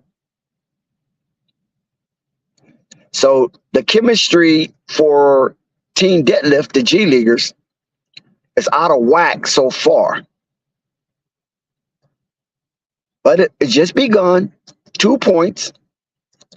You only have a shooting clock. You don't have a game clock. It's just the first to 40. Jaime Jaquez, oh my God. Victor Wembanyama with the assists, and Jaime Jaquez get on the bucket. So Hami's on the board, Victor Wembanyama's on the board, and there is 4-0. Oh man, he tried to challenge Victor. Some G Leaguer just tried to challenge Victor Wembanyama. Oh, he tried to get a name for himself. Victor's like, not tonight, buddy. What's his name? Williams? But he get the and one. So they're on the board, but he misses the free throw. Victor tips it. Victor do not get it. And McClung scores. And so it's a tie ball game. 4-4. Team Paul and Team Detlef, who are the G Leaguers. Oh my God. Victor Wembanyama with such ease. 6-4. Oh, he got some G Leaguers with some handles. Dancing in the garden. Puts it up. Oh, nice shot by the G Leaguer. Oh my God. Look at that shot there. Brandon. Yes, Brandon is on the board officially. Was that Brandon? No, that wasn't Brandon. My bad. I thought that was Brandon. That was Jabari Smith. Wemby with the rebound. Wemby for the distance. Wemby is looking. Wemby with the hezzy. Wemby with the hezzy, but he loses the ball. Wemby got beside himself. He was very uncharacteristic in that offensive set, try to go between the legs and make a Showtime play, but it was an ultimate disaster, and he failed. Oh, the G Leaguers tie it up. 8-8. G Leaguers tie it up. So, okay, the G Leaguers come out to play. Missed by Team Gasol. Rebound, G Leaguers. Team Deadlift. Oh, could they take the lead? And yes, with a thunderous slam. Oh my God. Victor Wembanyama is down. I'm talking about down in points, not physically. No.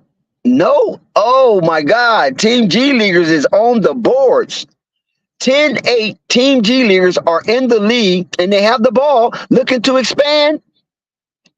They almost turned it over. Imani Bates from deep. Oh, Imani Bates. Oh, wow. 13-8, 5-point lead. Imani Bates with the nice crossover from the distance. And here's Wemby. No, that's not Wemby. That was Jabari Smith, excuse me. All these light-skinned dudes kind of look the same. Team Deadlift, 15-8 and timeout. Paul is down 7 with Victor Wembanyama, Jaime Jaquez Jr., and Brandon Miller on the court at the same time, and they are down 7. This is unbelievable. The G Leaguers is showing that they are not afraid and they belong. Man, this will be a mighty upset on national TV if Team Paul Gasol fails to advance to play and meet up with Team Jalen. I mean, if you a G Leaguer, you are so excited to see your representation winning against a stacked team like Team Paul. Wow, this is crazy. Who would have thought this, right? This is Holly Heat of the Hot Seat with Holly Heat, and this is Flight Sports TV. Who would have thought that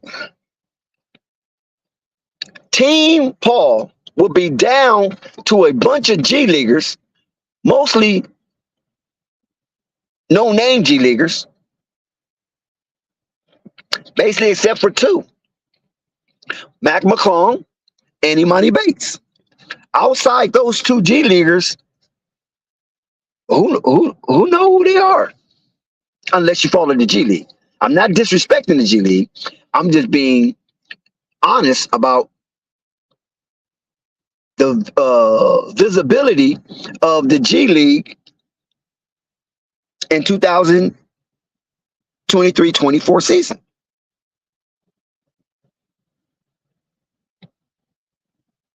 Shout out to Big Al as he joins the panel. What's going on, Dex?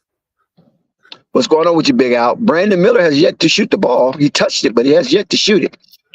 I know. Yeah. I just have to join. Based on all these light skinned dudes look the same comment.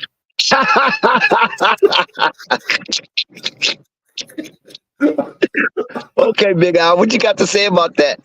Oh no, I'm just messing. But yeah, That's colorism, right? yeah.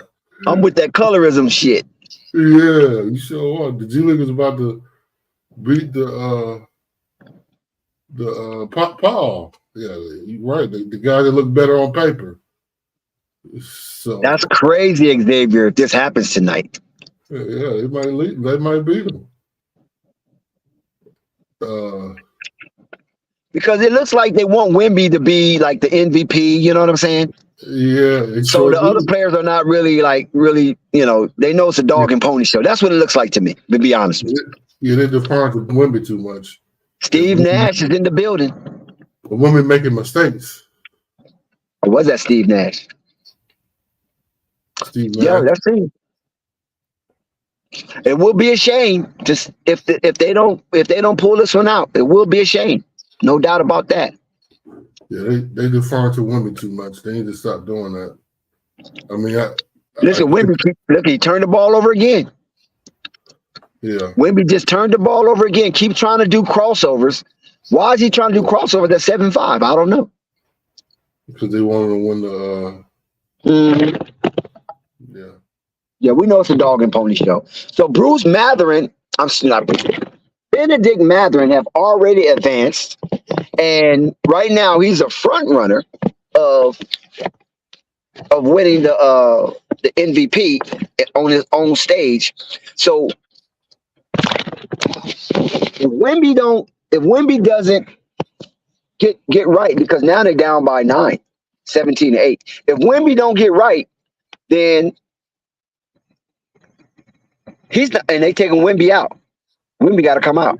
He don't like it. Took him out. Yeah, they took him out. Because he's not playing this game. You know what I mean? This is not what you're here for, Wemby. We're not here to see you cross over. Now look, they score with ease. They're down 7. Jaime Jaquez with the nice dribble job layup, the balls being spread and being shared. And see, and this is the foundation that Paul Gasol come from. Paul Gasol come from a foundation of sharing the ball, getting it into the dunker spot, and getting the ball into the better player hand. If he doesn't have anything, then you give it to the open shooter. Yeah. Oh, here they come. Team Paul. And if you notice, Brandon Miller has yet to score. Yeah, Brandon sort of he takes the backs. My God, hey man, this team, this G League team they got some skills. They're gonna be talked about. Watch. Jaime get ripped. Oh, Jaime gets it. Kicks it out to Brandon Miller. Brandon! Missed it. But at least the Paul Gasol team is playing a little better now. Yeah, they down 8. Uh-oh. Now they down. This dude came in and he's hitting, huh? Who's this dude hitting shots like this? Brandon Miller. Air ball. Damn. Brandon Miller with the steal, though. He got it back. He kicks it out front to, good block. Who the hell is these G Leaguers, man? They forgot they G Leaguers. Oh, no. You see that? You see that flush? Who are these G Leaguers, man? Yeah, man. They up 10, 23-13. Oh, no. This is devastating. And they with the ball. They got the ball. They got the lead and the ball. Kicks it out front, and it's a turnover. Now they're playing like G Leaguers again. Yeah, the referee going to start blowing that whistle, right? What? They can't have Wemby not in the finals. Yeah, they got something. Man, these G Leaguers ain't playing. They putting apples on these people's head. Yeah. Somebody forgot to tell them that they're G Leaguers. Yeah. And Paul Gasol ain't getting the ball to the right people. And Paul Gasol is a dump truck coach. Yeah, Look at Deadlift over there, man. Deadlift look good for his age, man. I just can't stop just noticing that. He's a German, so they deal with high technology, right? They've been known to be the smartest white people on the earth, the Germans. Oh, yeah. Okay. Yeah. And he's running circles around this Spaniard. And he got a bunch of G-Leaguers. What the hell did he tell them to inspire them to play at this level? And they continue to play at this level. And it's an and one with Mac McClung. And he will go to the line to shoot one as the G-Leaguers are up 25-13. Yeah, they took Brandon out to put Koulibaly in. Yeah, but Brandon playing soft, man. Yeah, Koulibaly's on the court now in place of Brandon. Mac McClung, 2023 AT&T Slam Dunk Contest winner. And he misses the shot, but it carries right back into his hands. And Wemby's back on the court, though, by the way, Dick. Say that again? Wemby's back on the court. Oh, nice dunk. Nice dunk. Was that Brandon Miller with the dunk? No, he's not on the court. Oh. These guys look so much alike, man. All they spindly and look at Wemby, man. Wemby selling, man. Wemby out here selling. He's turning the ball over again. Yeah. Oh my God, look at this. Wemby is looking like a dump truck right now. Wow. Nice dunk by Hawkes, but you're down, Hawkes. You're down 10. 27-17. Y'all better get it in gear or you'll be sitting next to Tamika. Yeah, Wemby got to stop trying to run point. Oh, they're coming back now. Oh, shit. Team Paul is coming back. That's that rookie from the Warriors that just hit that shot. Yeah, I keep butchering his name, so I won't even say his name. Yeah, Jim and I told him about him. Pozimski. That's his name. Yeah, something like that. But it's close. It's closer than what I had it.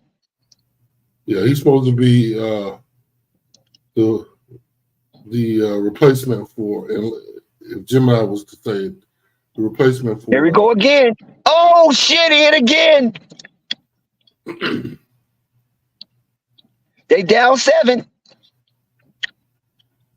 Now they look like they want to play. Because, see, they thought they could just bullshit. Oh, turn. That was a turnover. I thought that was. How you going to go backcourt like that? I got 29-25 right now. So they're coming back. Okay, I missed the 25. Yeah, I mean, you might be behind, but yeah. Let me speed it up. Yeah. There we go. I got it now. I'm up there. 29-25.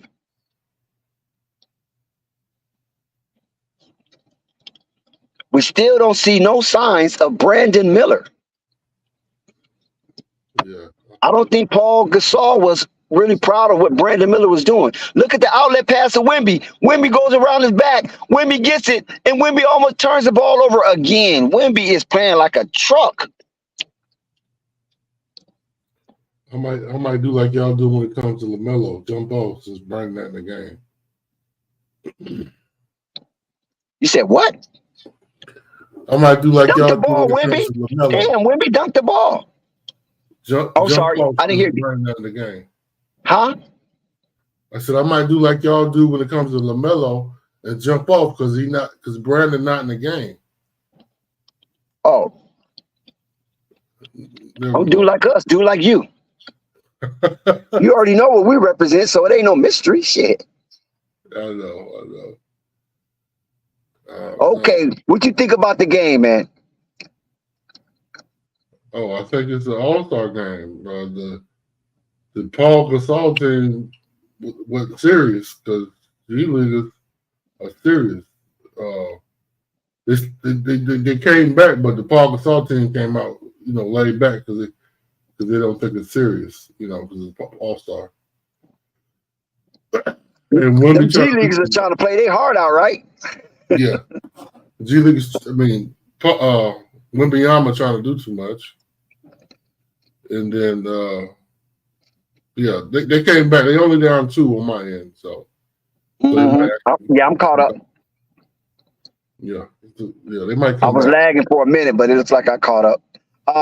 Okay, Chad, what you feel? You know, we want you to be engaged as well. What you feel if you're watching the game? What do you think? What do you think the outcome will be? You think the G Leaguers will upset Wemby and Brandon Miller and Jaime Jaquez Jr.? You think that is you think there's a serious case for Deadlift to do the unthinkable and move on to the championship game to play against Team Jalen? What y'all think about that? If you're watching the game. So I think once we come off commercial break, Brandon Miller should be back in this game, because now I think Paul got control of what's going on out there. And I think he has shared with his team that you're going to look despicable if you let these G Leaguers beat you. It's going to look like y'all should reverse places. G Leaguers should be in the league and y'all should be in the G League. Yeah. I'm gonna jump off. Dex, I'm having issues watching the game and being on here, so okay. But, I'll holler at you, bro. Right, we appreciate it, Big Al. Let's get some Brandon Miller footage. We here for Brandon Miller. We ain't here for that other shit. Go Hornets. I know it would be a shame if Team Deadlift pulls this one out. This will be probably one of the biggest upsets in Rising Star Challenge history if it continues to play out this way. And that will be unacceptable. They will be the laughing stock of their prospective draft to be the only team to lose to a bunch of G Leaguers. And I'm quite sure that Coach Paul shared this with his team. So Xavier B, let's hope that is not the case. Because we want to see Victor and Brandon in the championship game playing for something meaningful this year. I mean, maybe meaningful is a little exaggeration, but meaningful towards a psyche that they won something. Because we already know how they played out in the play-in tournament. And we know how they flamed out in the in-season tournament. They won't make the play-in tournament. So let them win something here as they down by 1, 29-28. Oh, shit, these G Leaguers won't give up. 32-28, G Leaguers up by 4. But Team Paul has the ball and trying to dent this league. And there go Brandon Miller. Oh, you dang it, man, Brandon. You got to make that, buddy. You got to make that, Brandon. There's nobody challenge you. Oh, these G Leaguers are acting a fool, man. No way. These G Leaguers are just running the tongue out of these Team Paul mouths. 34-28, G Leaguers up by 6. And Team Paul just looking so sloppy. Yeah, G Leaguers, they playing for real. And a turnover. Great defensive play by the G Leaguers, costing a turnover so they can increase their lead at this possession.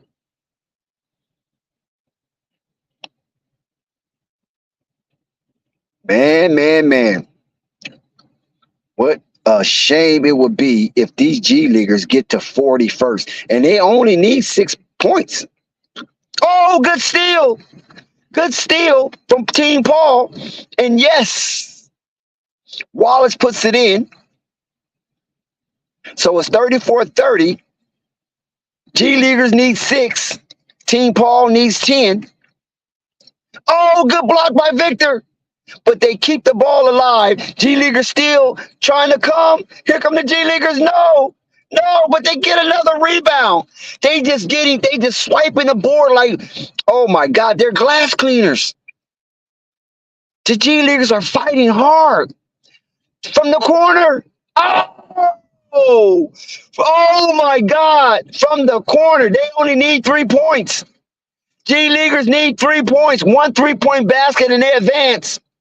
Let's see if Team Paul can shake it off and hold them. Nice layup, 37-32. Is this the possession they advance? Or will, good steal. Yes, they keep the ball alive. Good steal, and they're still hustling. G Leaguers are fighting. G Leaguers get the ball as they scramble for it, and they shoot the 3. Oh, they miss, but they get the rebound. Oh my God, look at these G Leaguers. This is crazy. They whipping that ball around like they're UCLA or Princeton, and they shoot at McClung for 3. No, but he got fouled. Oh my God, McClung just got fouled. Oh my God. They call a foul on Wallace. We just talked about that. But did he hit him? Yes. The G Leaguers might advance. We already said before the matchup that Steve Cliffy had said one of the most idiotic plays in the NBA is a defender fouling a 3-point shooter. He said it's moronic. You have to be a moron as an NBA player, very low IQ level play. I'm not saying throughout your career or throughout the game you was moronic, but in that instant, when that player elevates or he releases from the distance and you foul him. How dare you foul a 3-point shooter? How dare you? Especially in moments like this. It's a reason why you don't see 3-point shooters launching from the distance shooting 50% or better. It's a reason.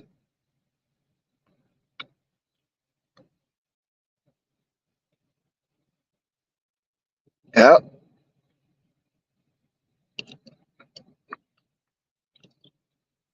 Yep, that's a foul.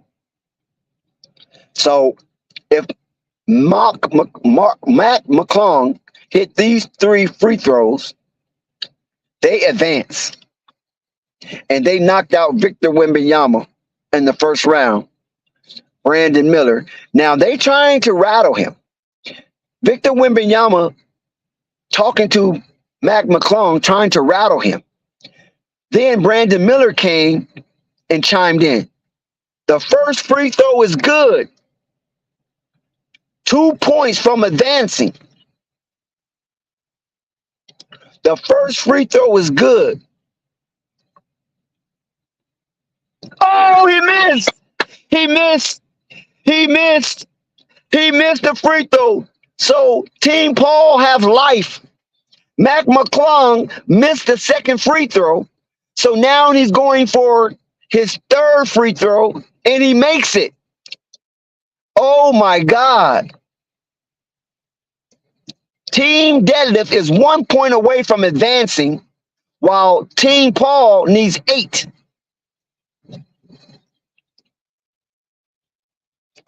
And Wemby puts it in, so now they need 6. So they need a defensive stance. So if these guys have never played defense before in their life, if they want to advance, oh, he missed it. Mac McClung missed it again. Wemby with the rebound. Here we go. The excitement begins from the distance. Oh, he missed. Oh, G Leaguers get the rebound again.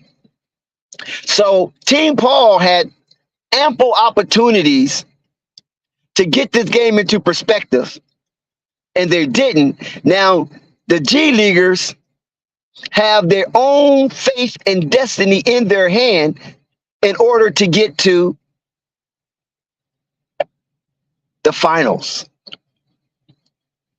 So let's see. Can we get another defensive stand crossover? Here they go. The shot is up and it's off. They get another chance. Oh my God. Here come Team Paul. They need 6. Oh, what a layup. Now they only need 4. They need 4. Can they hold the G Leaguers for another possession? The G Leaguers are hungry. They looking to advance. Mac McClung to the rack. And it's blocked by Victor Wembanyama. It's out of bounds. Victor Wembanyama made him eat that. Victor Wembanyama made him eat that. So for all the marbles, here we go with another possession for the G Leaguers. And Victor Wembanyama's out of the game right now. Or it's a timeout. It's a timeout. He's not out the game. It's a timeout. I got a little excited. They are playing stellar defense because they know it's do or die. And the G Leaguers have one possession to do it, while Team Paul needs 2 possessions or a 3-pointer made and 1. I'm telling you, this is crazy. This is Holly Heat of the Hot Seat with Holly Heat, and this is Flight Sports TV.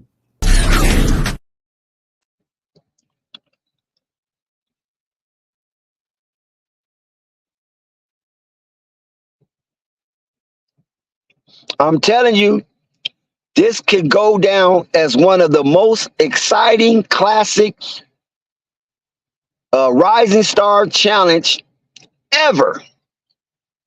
If Team Paul can pull this out, because this game right here is worth the price of admission. And if Team Paul pull this one out to play Team Jalen, it's going to be a doozy. I'm telling you, it's going to be a doozy.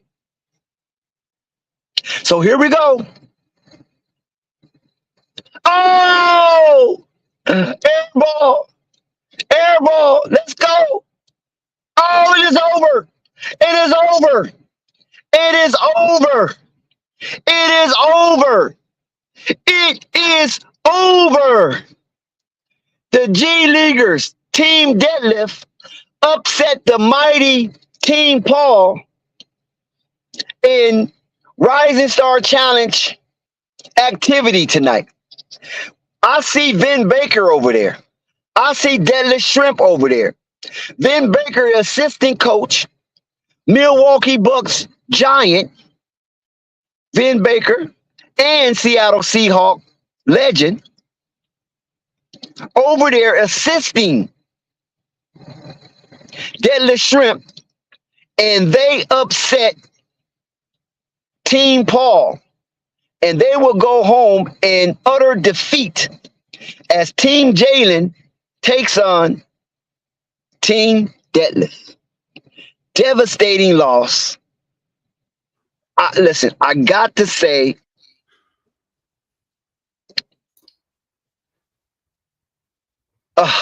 Big Al, do you want me to say this? Brandon Miller, he just didn't put forth a real effort. But I'm going to say this. Victor Wembanyama, Jack Wreck. Victor Wembanyama, the prize of the 2023-24 draft. Jack Wreck. Yeah, he It was an awful display of basketball. Yeah, Wembanyama caused everything to go downhill because he was trying to do too fucking much. They weren't getting the ball to the right guys in the very beginning, right? And this is a prime example, Dex, of how the NBA is going downhill. I don't know about going downhill. It's a rising star game. I don't know if it's going downhill. Well, listen. My point is, like back in the day when Michael Jordan was playing, and they took this stuff serious. Well, Michael Jordan didn't play in this time of the game. It wasn't even there. Michael Jordan went to play in the All-Star. No, you don't understand what I'm saying. the All-Star game in general. Like the All-Star weekend, players took it serious back then. Yeah, They but the wanted to stakes win. wasn't as high though, Big Al. I respect what you're saying because I was a part of that. But the stakes wasn't high. They wasn't getting paid the money they're getting paid. So Are you saying, hold the on? Are you All-Star saying they're game, not that getting extra money. time out? You saying they didn't get paid the kind of money they're getting paid today in general, or are you talking about just for the All-Star game? No, I'm talking about in general for their season, their career. Okay, well that don't make it okay. Well that speaks to the competitive nature of the players back in the day even more. Then that supports my point even more. They gave more of a fuck back then about for the Uh, All-Star game. well, when you say back then, like what era are you talking about? I just told you, Michael Jordan's era. Michael Jordan, Magic Johnson, they took the games. I mean, they played, they joked, but they still took it competitively serious. They didn't just say, oh, I don't really care. This don't really matter. No, they mattered to them. They wanted to win. Yeah, it was bragging rights, but it was a different mentality. Of course, I agree with that. It was more so bragging rights than anything. You know what I'm saying? Because they still placated on whoever city and that player from that city is being represented. Most likely, that player will win the MVP. Well, listen, I'm gonna tell you and Dre. This is what I'm talking about, guys.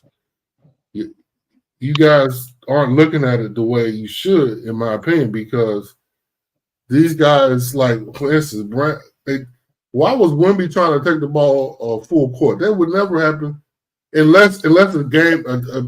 It happened in the All-Star game a little bit back in the day, but not this often.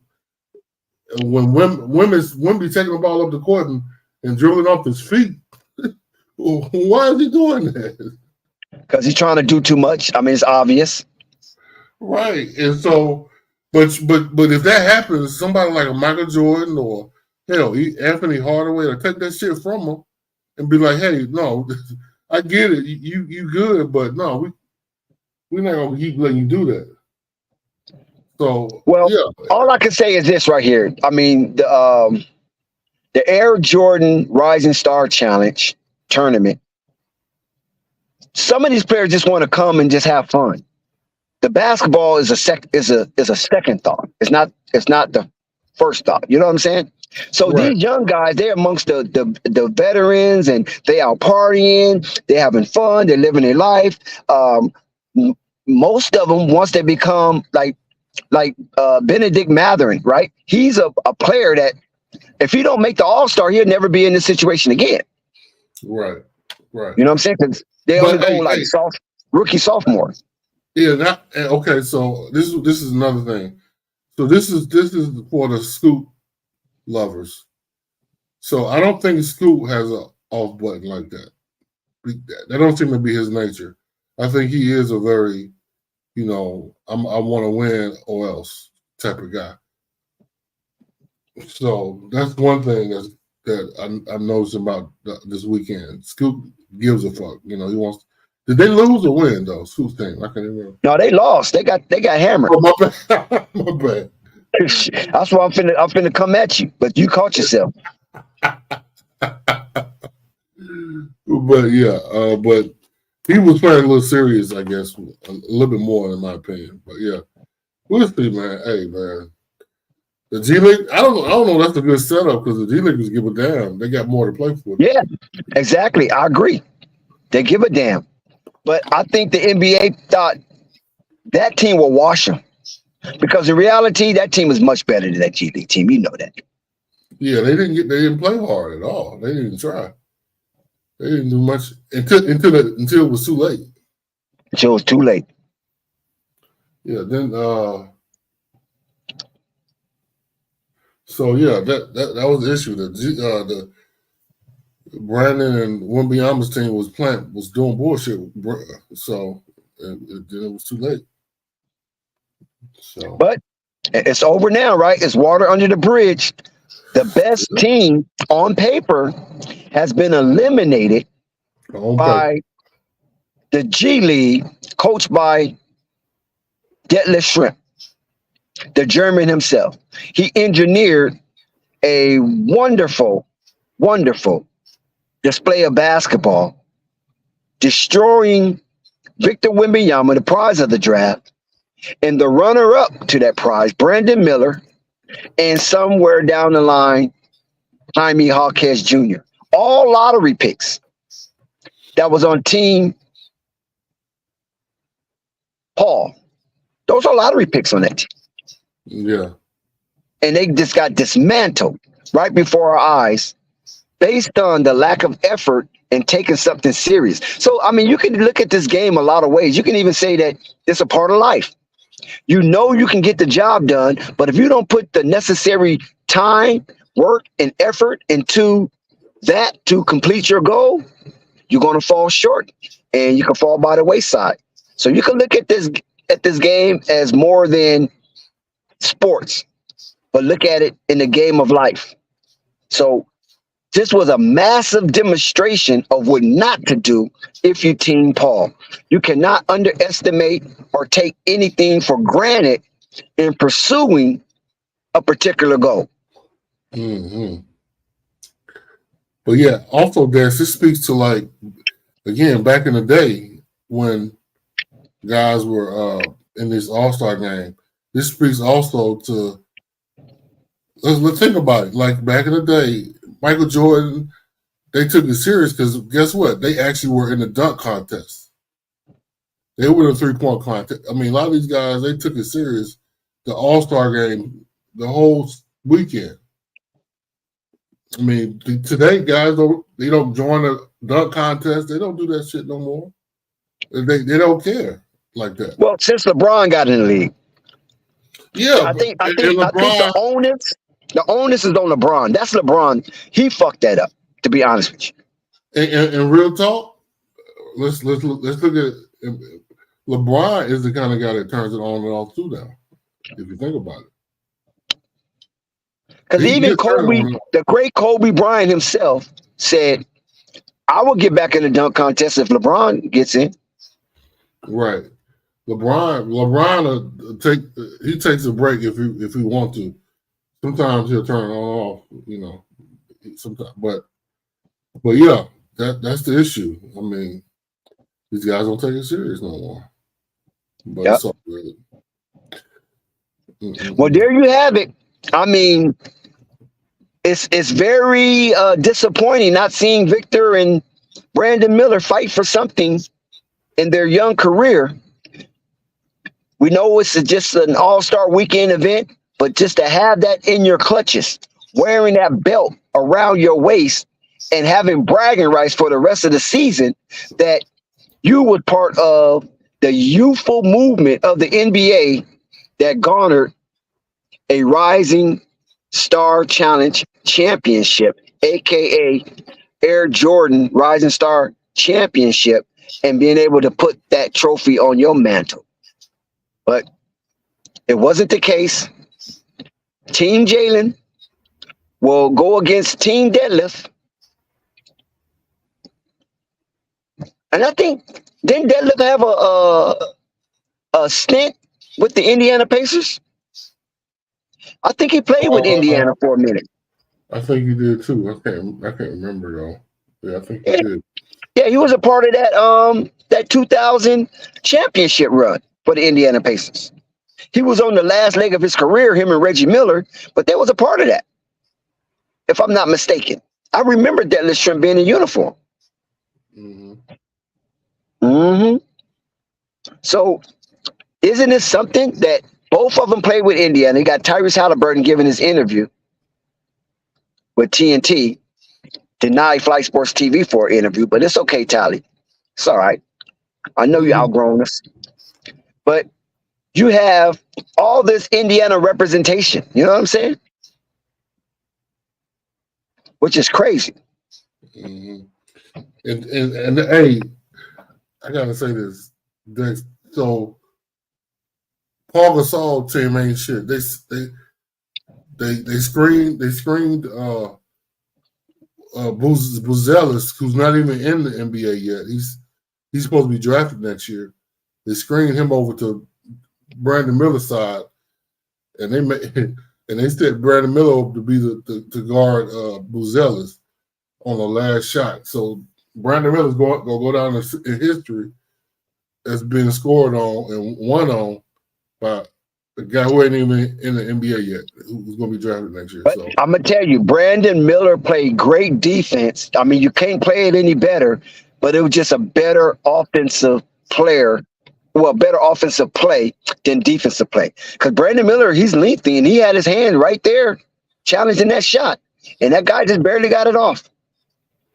Well, and that's He the just made it. It was a better shot.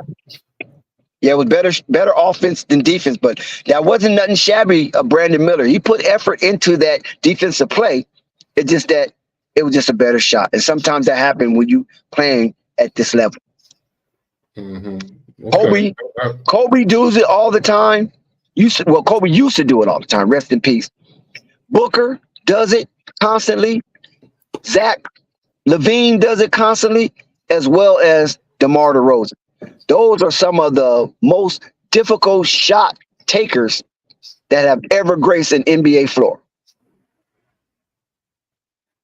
Mm-hmm. So here we go. Championship basketball is underway for the Rising Stars. Winner takes all. The first to 25. Remember, I said in the beginning, they have decreased that number from 50 to 25. You mean 40 to 25? It's a 40 to no 40 is for the regular game, but 50 was for the championship. Oh, okay. And then now they decrease it. Too much workload on these youngsters. 25 for the semi. Yeah. Okay. So first to 25 wins the ring. Mm-hmm. They'll be champions for the Rising Star of 2024. There's no Victor Wembanyama representation. There's no Brandon Miller representation.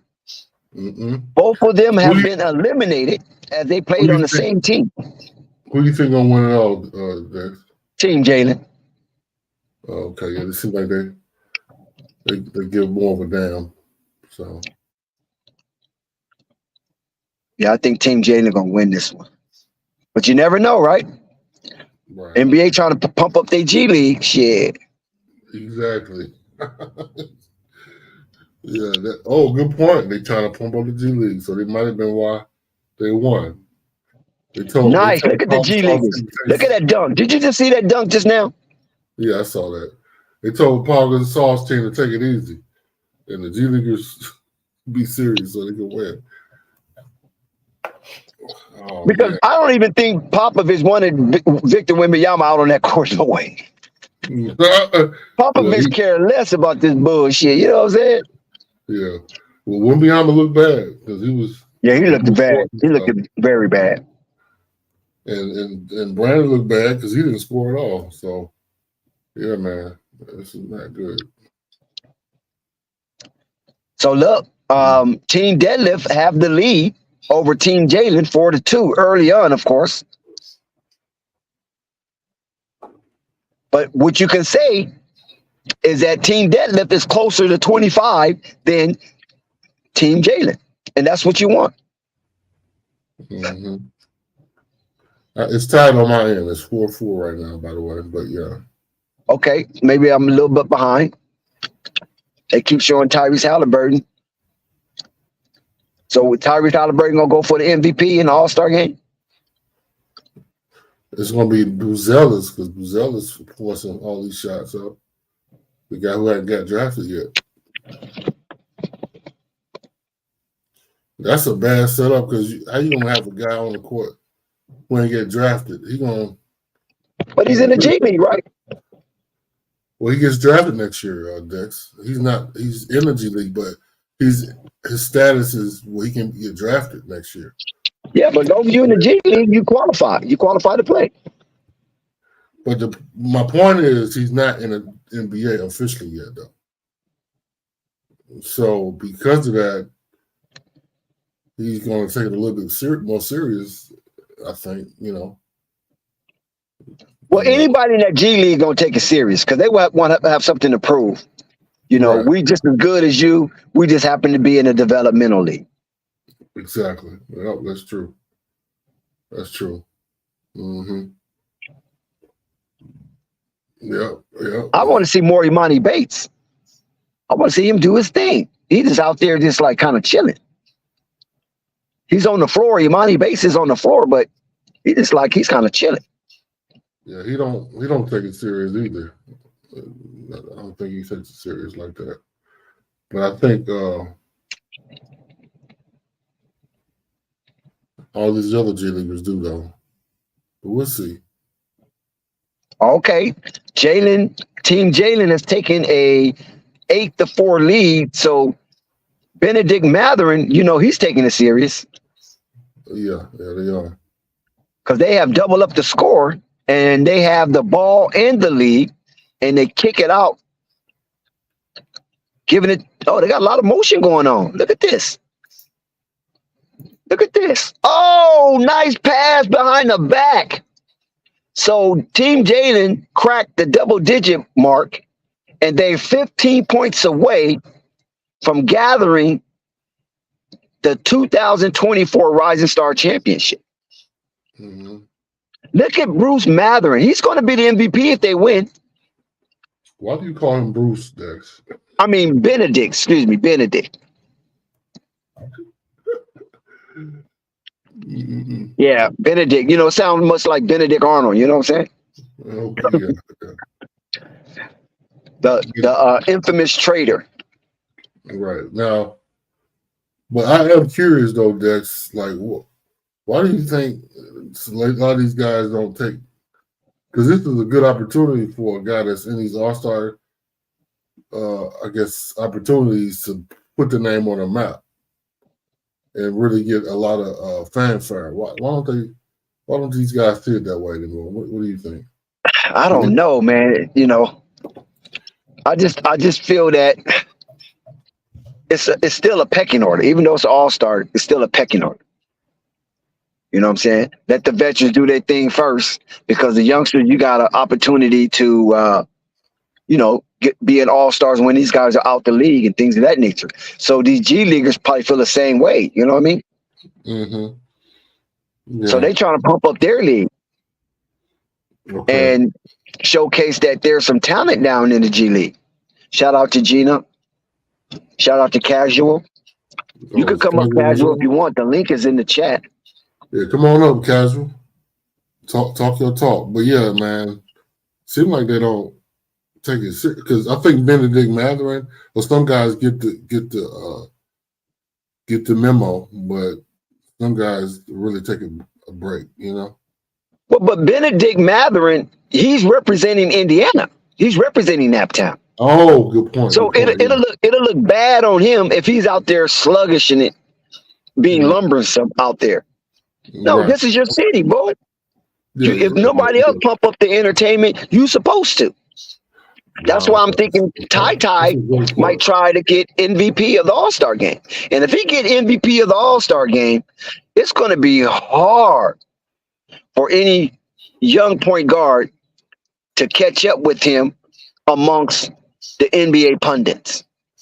You know what I'm saying? You think Halliburton? Not the fans, but the pundits, because that'll give them all the more arsenal to spread the narrative of Ty ascension. Right. Okay. Yeah. So you think he's gonna go off Sunday then? Okay. I think he's gonna try. That's a good point. Now the only thing will hold him back, maybe Giannis Antetokounmpo, because Giannis, him and Giannis might not see eye to eye based on all the trash talking that was being displayed during the in-season tournament. And then when he did what he did in Indiana as a revenge factor, they took the ball and switched it out. So he might hold a grudge against that and might not be in favor of Ty trying to secure the MVP trophy. Okay. But I don't think any other player would try to get in his way. I don't think no LeBron would try to get in his way. Damian Lillard might try, because of the Milwaukee dynamic. because Right. Milwaukee and Indiana's not, they kind of got a little grudge against each other. So there could be some begrudging going on that court to prevent Tyrese Halliburton from securing the MVP trophy in Naptown. Mm-hmm. So why do you think they went to this game format instead of an actual game where Rising Stars against the world or some kind of setup where it's an actual game? Because they want money. More players, more money. Okay. See, with the Rising Stars, you only have what?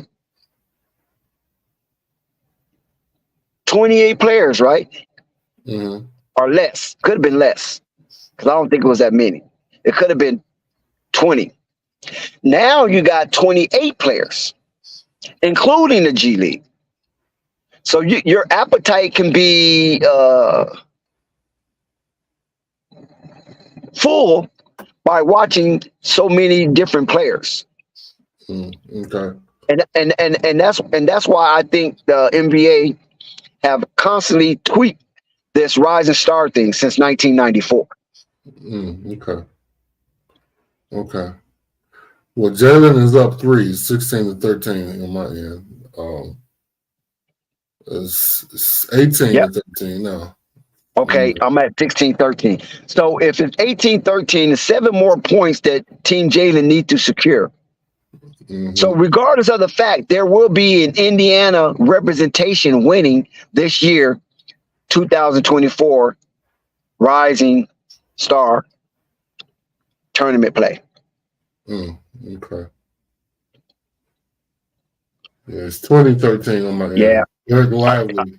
Yep, it's about ready to end because I think Team Deadlift have ran out of juice. They're done. Now the real G League talent is coming out. They just doing alley oops and just dunking all over these people. Right. Lively's out here acting a fool with his mask on. Mm-hmm. Yeah, it's about this 20-13. Yeah, it's over. I can believe that. So Jalen Rose looks like he's going to be back in the limelight to some degree by winning this tournament. Nice move from the G Leaguer.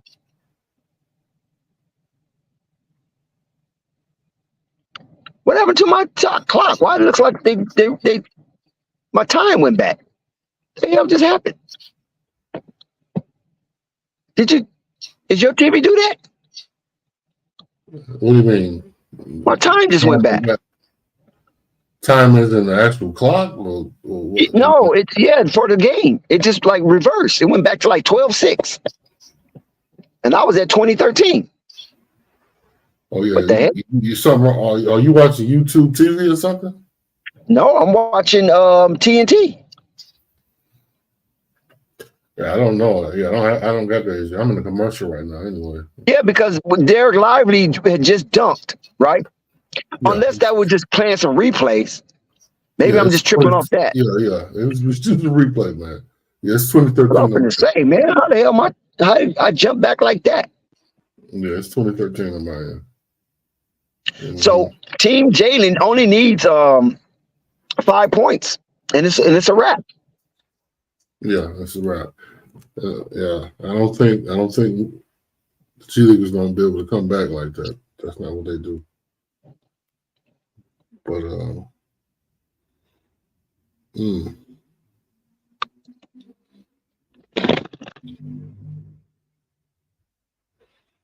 man, Buzelis made a case for him for the draft though, Dex, by winning that last game. However serious people that watched the game took it, so he made a case for himself. Well, I don't know, just that one shot. I mean, come on, man. Let's go back to the biggest one shot. You just saying that because on Brandon Miller. Let's go back to one of the biggest shots in history of basketball, period. college or pro or even high school for that matter, was Lorenzo Charles. When he made that, for North Carolina State. When was it Derek Massenberg shot the ball up with 1 second left, and the time expired on the fingertips of Lorenzo Charles putting the putback in, and gave Jimmy Valvano his first NCAA championship. Damn, damn that you age yourself right now. What the hell was? Oh my God. Oh, you don't remember that team? I think I remember it, but I remember it, but I don't. But Derek Lowe and Massenberg and Sidney Wicks and but I guarantee Lorenzo Charles. I mean, that was a killer team. I guarantee Purple don't remember. I guarantee. And I think Vinny Del Negro came the year after that. He came to NC State the year after that. And he was a sensation as well at NC State. Oh, shit. 23. They only need 2 points, Big Al. Yeah, it's almost over. Like I'm saying, this game over. Yeah, Jordan Hawkins is looking good. This weekend making him look good because he game over. On my end, I think Thurl Bailey was on that team. Remember Thurl Bailey? Yeah, I remember that. It's over on my end though. By the way, it is. Yeah, Jalen Williams actually took the last shot. Jalen Williams from the Thunder. Wow.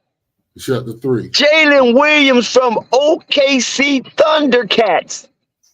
Yeah. Oh my God. Yeah. From the distance. Yeah. Team Jalen wins 26-13. I mean, the G League team didn't have a chance. That's what's supposed to happen with Brandon Miller, Victor Wembanyama. They wasn't supposed to have a chance. How in the hell did they allow that to happen? Oh, devastating. Yeah. Devastating. Gina made it up. I mean, I hope Gina's point was not true when she said Brandon was nervous. Hopefully he didn't look at it like that. He wasn't nervous because he should have been dominating these guys. You know. Oh my God. Yeah, look at here. Mm-hmm. MVP, what I tell you, Benedict Mathurin.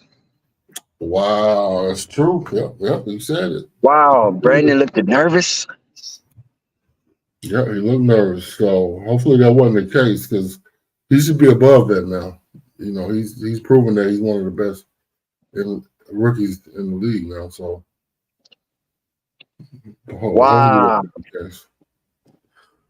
But yeah. So Benedict, he's definitely the MVP, and NBA set it up since Indianapolis. Yeah. Mm-hmm.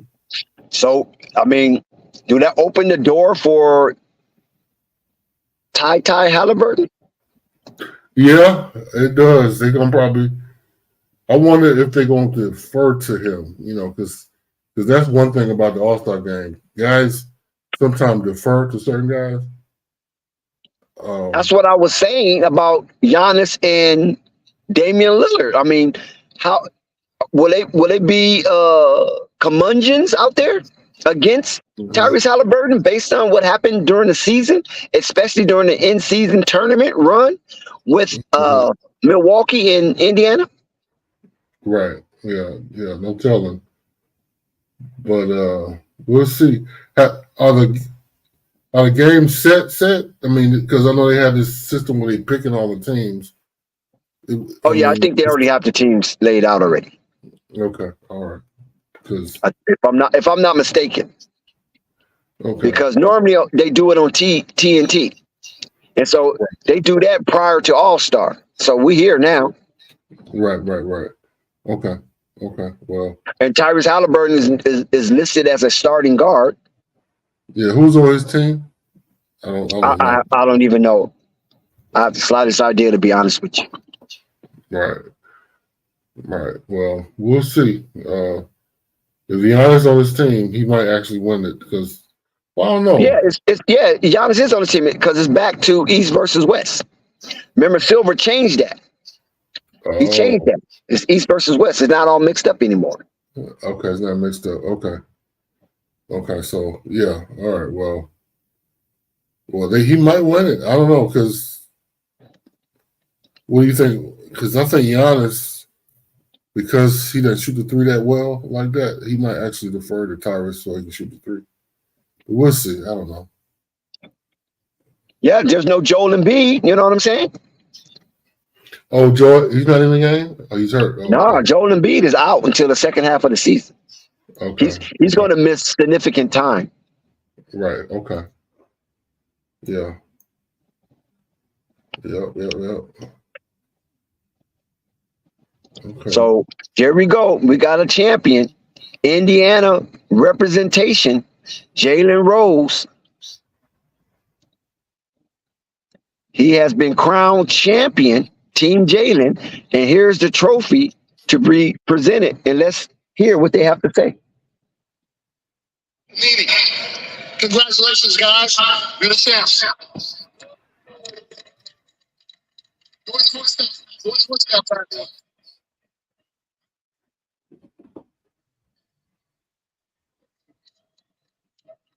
Who's saying the rebound? Coach Jalen, you told me before the game started, you guys are going to win. What made you so confident? These guys are just so disciplined. They work so hard. They were so focused. They're so skilled. They want to put on a show for the fans. We thank everybody for coming. And this gentleman knew that he was coming. He wanted to play in front of his own fans. He wanted to be special. And it was a great night. What surprised you about this young group that you had? Anything stand out? They're focused. And also how they root for one another. They were rooting for the other team. They were rooting for the opponent. They were growing the game. The game is at the best place that it's ever been. Well, Sharon, I appreciate you, brother. Congratulations. And now it's my pleasure to introduce CEO of Panini America, Mark Forsyth, who will present the 2024 Panini Rising Stars MVP trophy to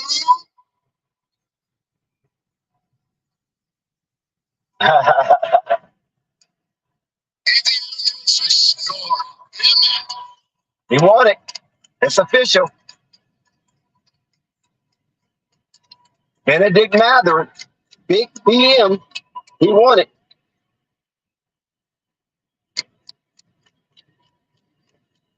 $18 points in his 2 games.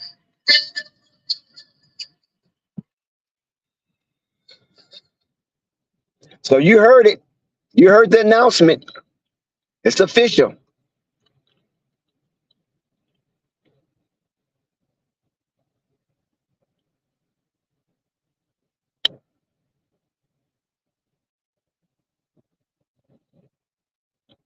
It's official. He won it. He was out there hustling, trying to, hype up the crowd, represent the city in which he plays his NBA basketball. And he set out his goal, like Jalen Rose said, and he accomplished it as the MVP of the Rising Star Challenge. So shout out to him for that. I mean, that's cool, right? I'm quite sure when he woke up this season, after preseason, that he will be a part of the in-season championship game, as well as an MVP of All-Star Weekend and representing the Rising Star Challenge tournament presented by Pinani. So there you got it, man. It's official. And the game is over, and I'm going to sign out on this one.